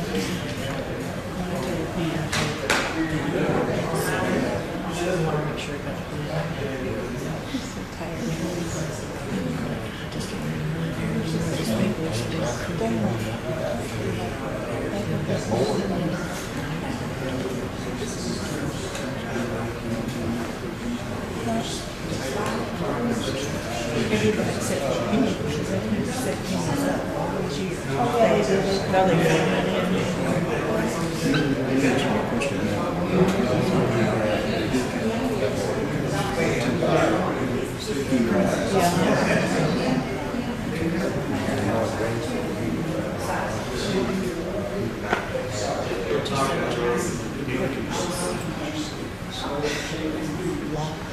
It must not be. I mean, how did you not hire a policeman? And for $13, we're so damn lucky that he would even agree to work here. If it's not one of them, it's not one of their companies, they're not going to work. It has to be one of their companies. It has to be Brightman's idea. It's not his. Because it's not Brightman's idea. He could get it. And that's all he cares about. So his sister is deceased. It's all right, you're ready to go back to work.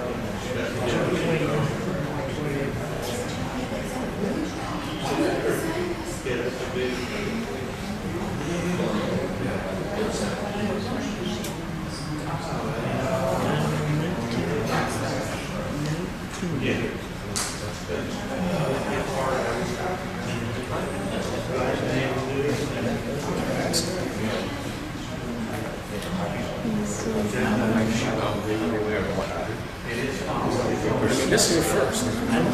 This is the first. This is the first.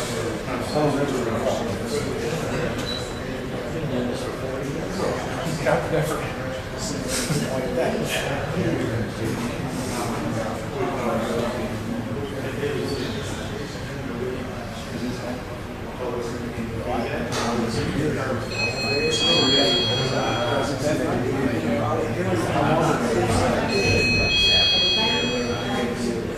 seen it done.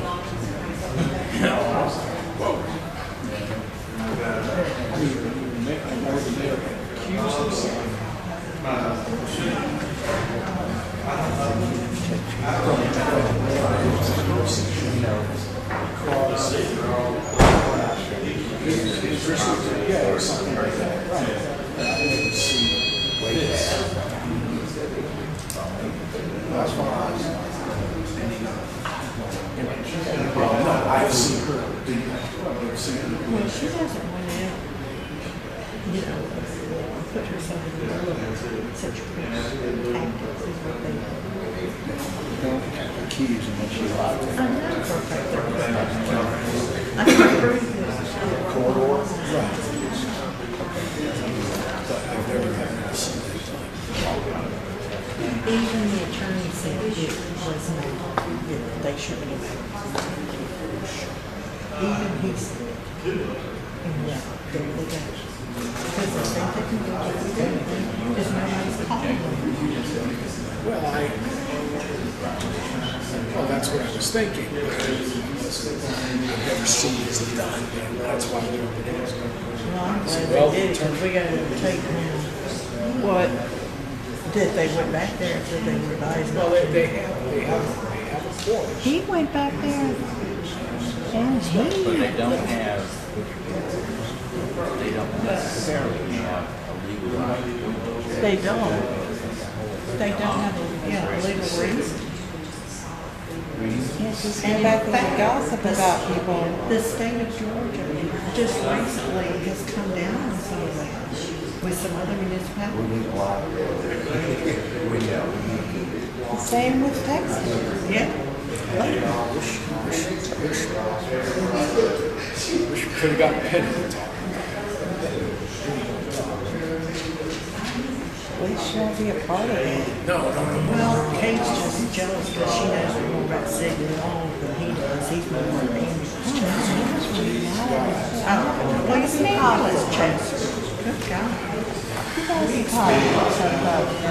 You do. My grandfather was spitting him out for work.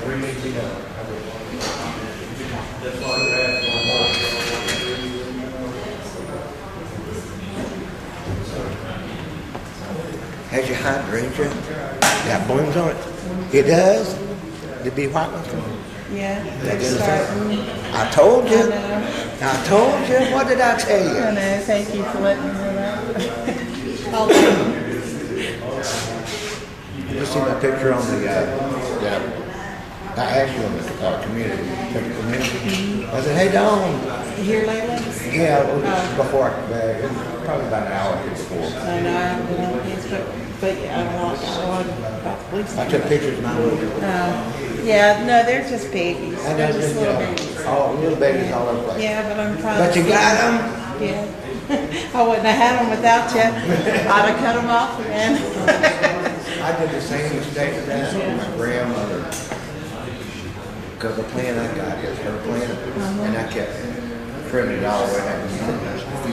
So, Yeah, I thought it would make it bushier. You know how other things it makes bushier, but apparently not that, huh? Well, she doesn't make it bushier, but you can't have any flowers. Yeah, well, they're all the uniform size now. Yeah. But I'm gonna have them.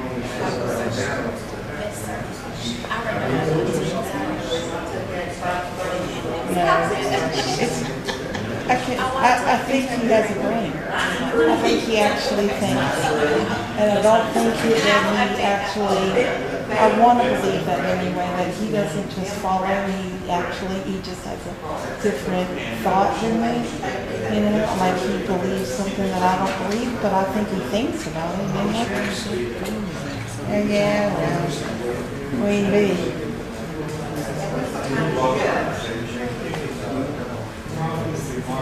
You know, you could say the same about us, we believe it, just another view, you know? I mean, I honestly think he has these things. At least I want to believe that he has them lined up his own. I mean, the rest of them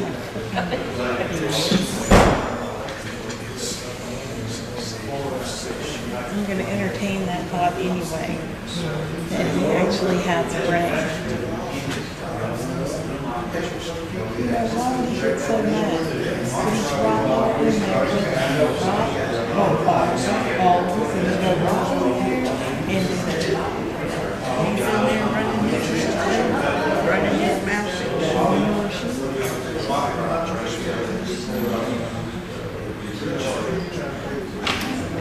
Do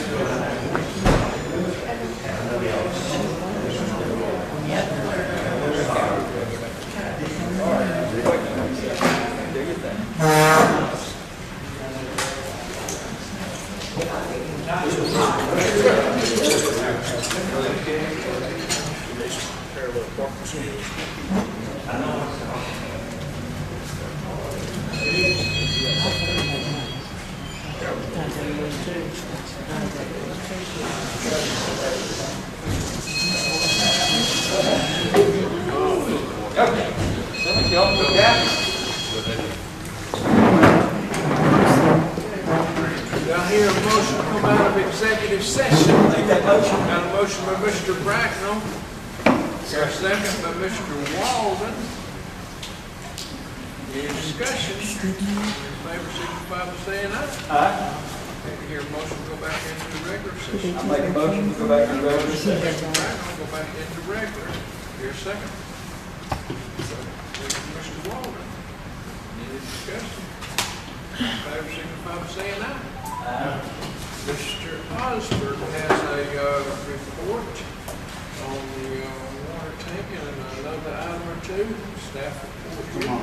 Yes, and just very, very quickly, at your last meeting, you remember we talked about the 2 abandoned water towers as to what we would do.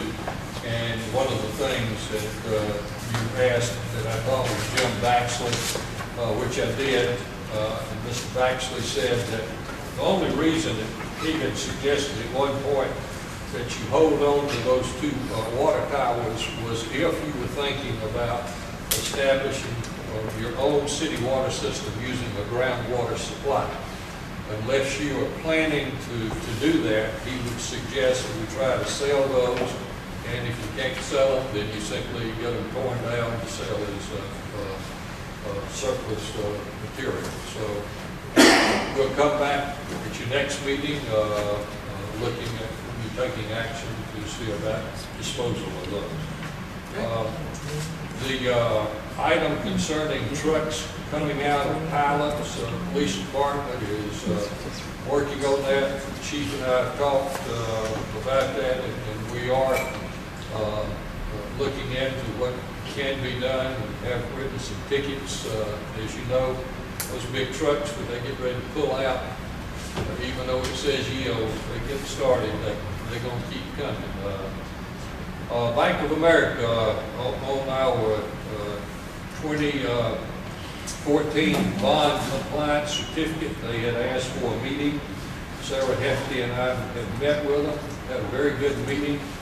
They're delighted with the fact that we've got the 2015 audit underway, and have expressed a willingness to work with us over the next several months as we look at making sure that we meet the appropriate ratio next time around. Don't forget, on Saturday, May 21st, is Spring Fling at the Park, 10 a.m. to 5 p.m. Scott McGuire is planning it. If you have any questions, get in touch with Scott. Remember, Monday, May 30th is Memorial Day holiday, and your next regular meeting is on Monday, I think June the 6th. The final thing I've got is that Kristen will be getting in touch with you to see if you need to do any disclosure reports to the State Campaign Finance Commission at the 1st of July. Did get some correspondence from my former city clerk in Douglasville, I think yesterday or today, saying what she had distributed to the mayor and council members there, and Kristen will be following up with you in case some of you need to file. And that's all I have. Mr. Sugar. Yes, sir. Chief Lee, I've been having a citizen complain about some traffic. I understand you're aware of the traffic over there on Boulder Street. I had an officer go out to Boulder Street Friday last week. Anywhere between 30 minutes and 45 minutes. He counted every car that went through that stop sign, and he counted up to close to 40 cars within that time frame. Nobody ran the stop sign other than the school bus. Well, see, now, nobody's gonna run that stop sign. He was If hidden. you park in the I yard. understand that. He was hidden in the woods. Up off of the driveway where they really couldn't see him. He could see the stop sign from where he was, and then couldn't nobody see him from that house, that driveway right there. And he counted almost 40 cars, and nobody ran it at that time. It was the school bus. So in other words, you're saying you don't see a problem, you don't. Yeah, it's a problem now.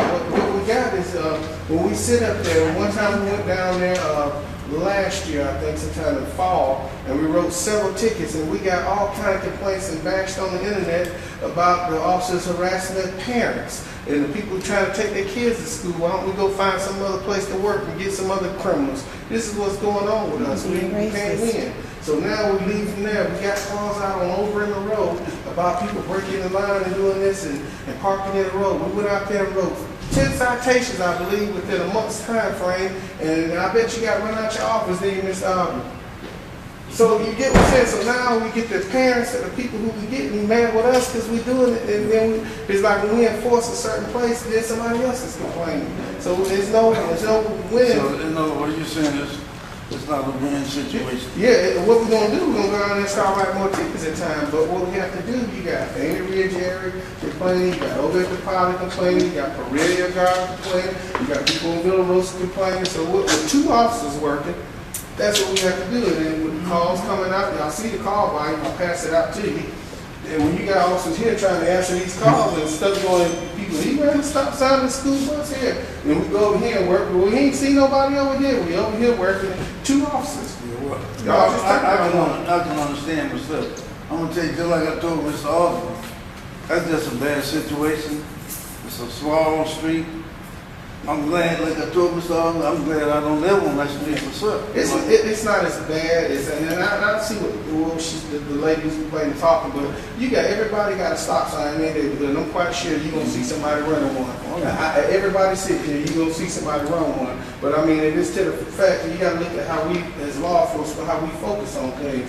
When we get a complaint on something, we do go to the area, we do look at it, we send officers out there, but generally we go to the areas that where the most wrecks are happening and where people fatalities and serious injuries occur. That's where they're going to enforce that the most. That's what we do. It's kind of like up here at 113 where you have the most serious wrecks. Just today we got a complaint at the Pilot, but we broke, I think, 4 tickets out there today between I-20 and Double D Road. So the officers were out there. 2 officers, again, keep in mind. So then we on Villa Rosa Road, writing tickets. We go down there by the school at Johnson Street, we wrote 3 or 4 tickets. I mean, you look at this stat for any agency, and I'm sitting here, I tell anybody, you go to any agency of this size and see if they write that many tickets. And then we still get complained on that we're not here, we're not there, and y'all still won't give us the officers. Well, see, you're getting complained from them and you, just like you are. Yeah, that's what I'm saying, and then I'm trying to do something about it now, and I get shut down.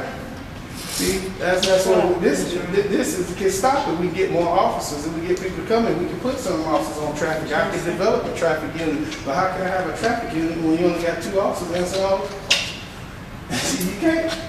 Now, if I have 4 officers, I can, and on a shift, I can develop a traffic unit where that's all they do is go set up on these areas. The school bus, we are leading the county in the school bus crossings. Do you know when our officers wrote over 100 tickets in the last 2 years of people illegally going through the school bus stop sign?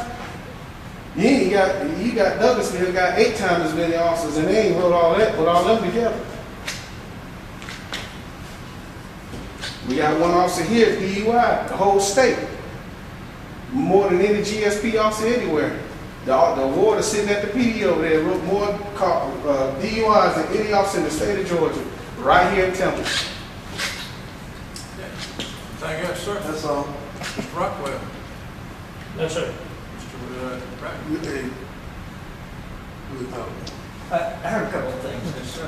In your report, was there anything about getting the lines painted?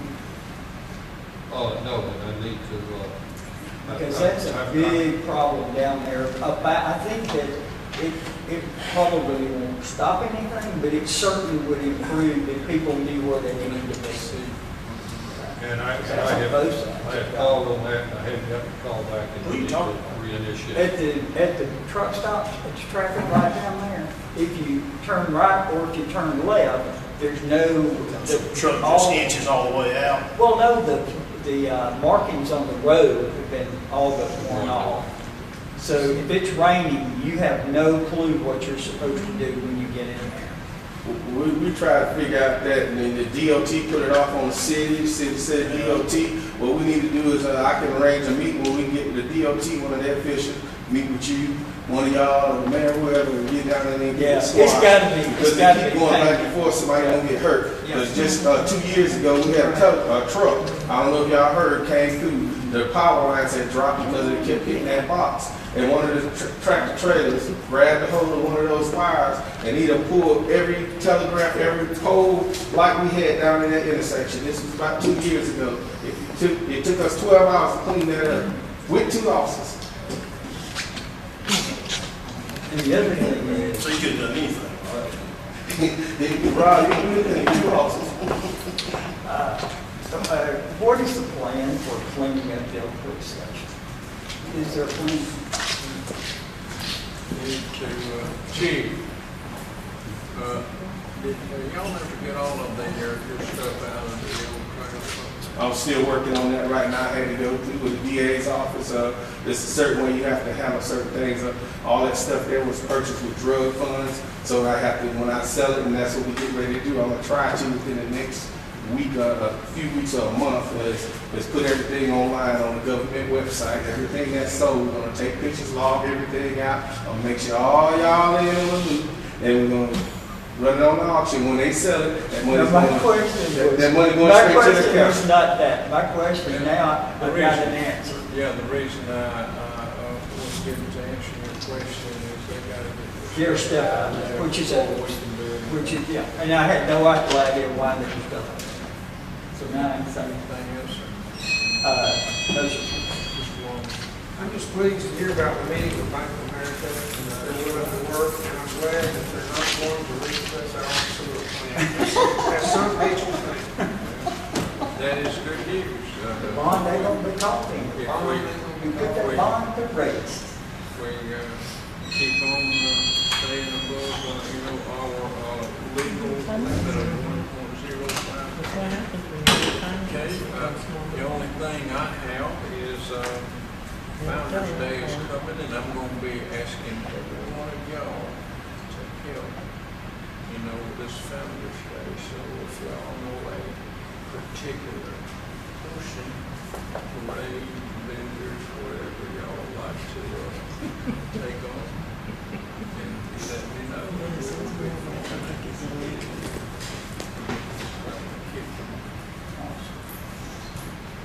That's all I have. I hear. I do have one other Okay, thing. you go ahead. We have been talking about, trying our best to figure out how to do the youth in Temple, how to be more proactive with our schools and all of that. Our initial meeting with the Optimist Club has panned out. There is quite a bit of interest in developing that. So once again, we're bringing the Civic Club back to Temple. And our next meeting is on the 16th. Hopefully, you will be able to come and meet with us. And anybody else that's interested in doing something for the youth of the town. Your motion to adjourn. Make a motion to adjourn. Motion by Mr. Bradley, second by Mr. Simmons.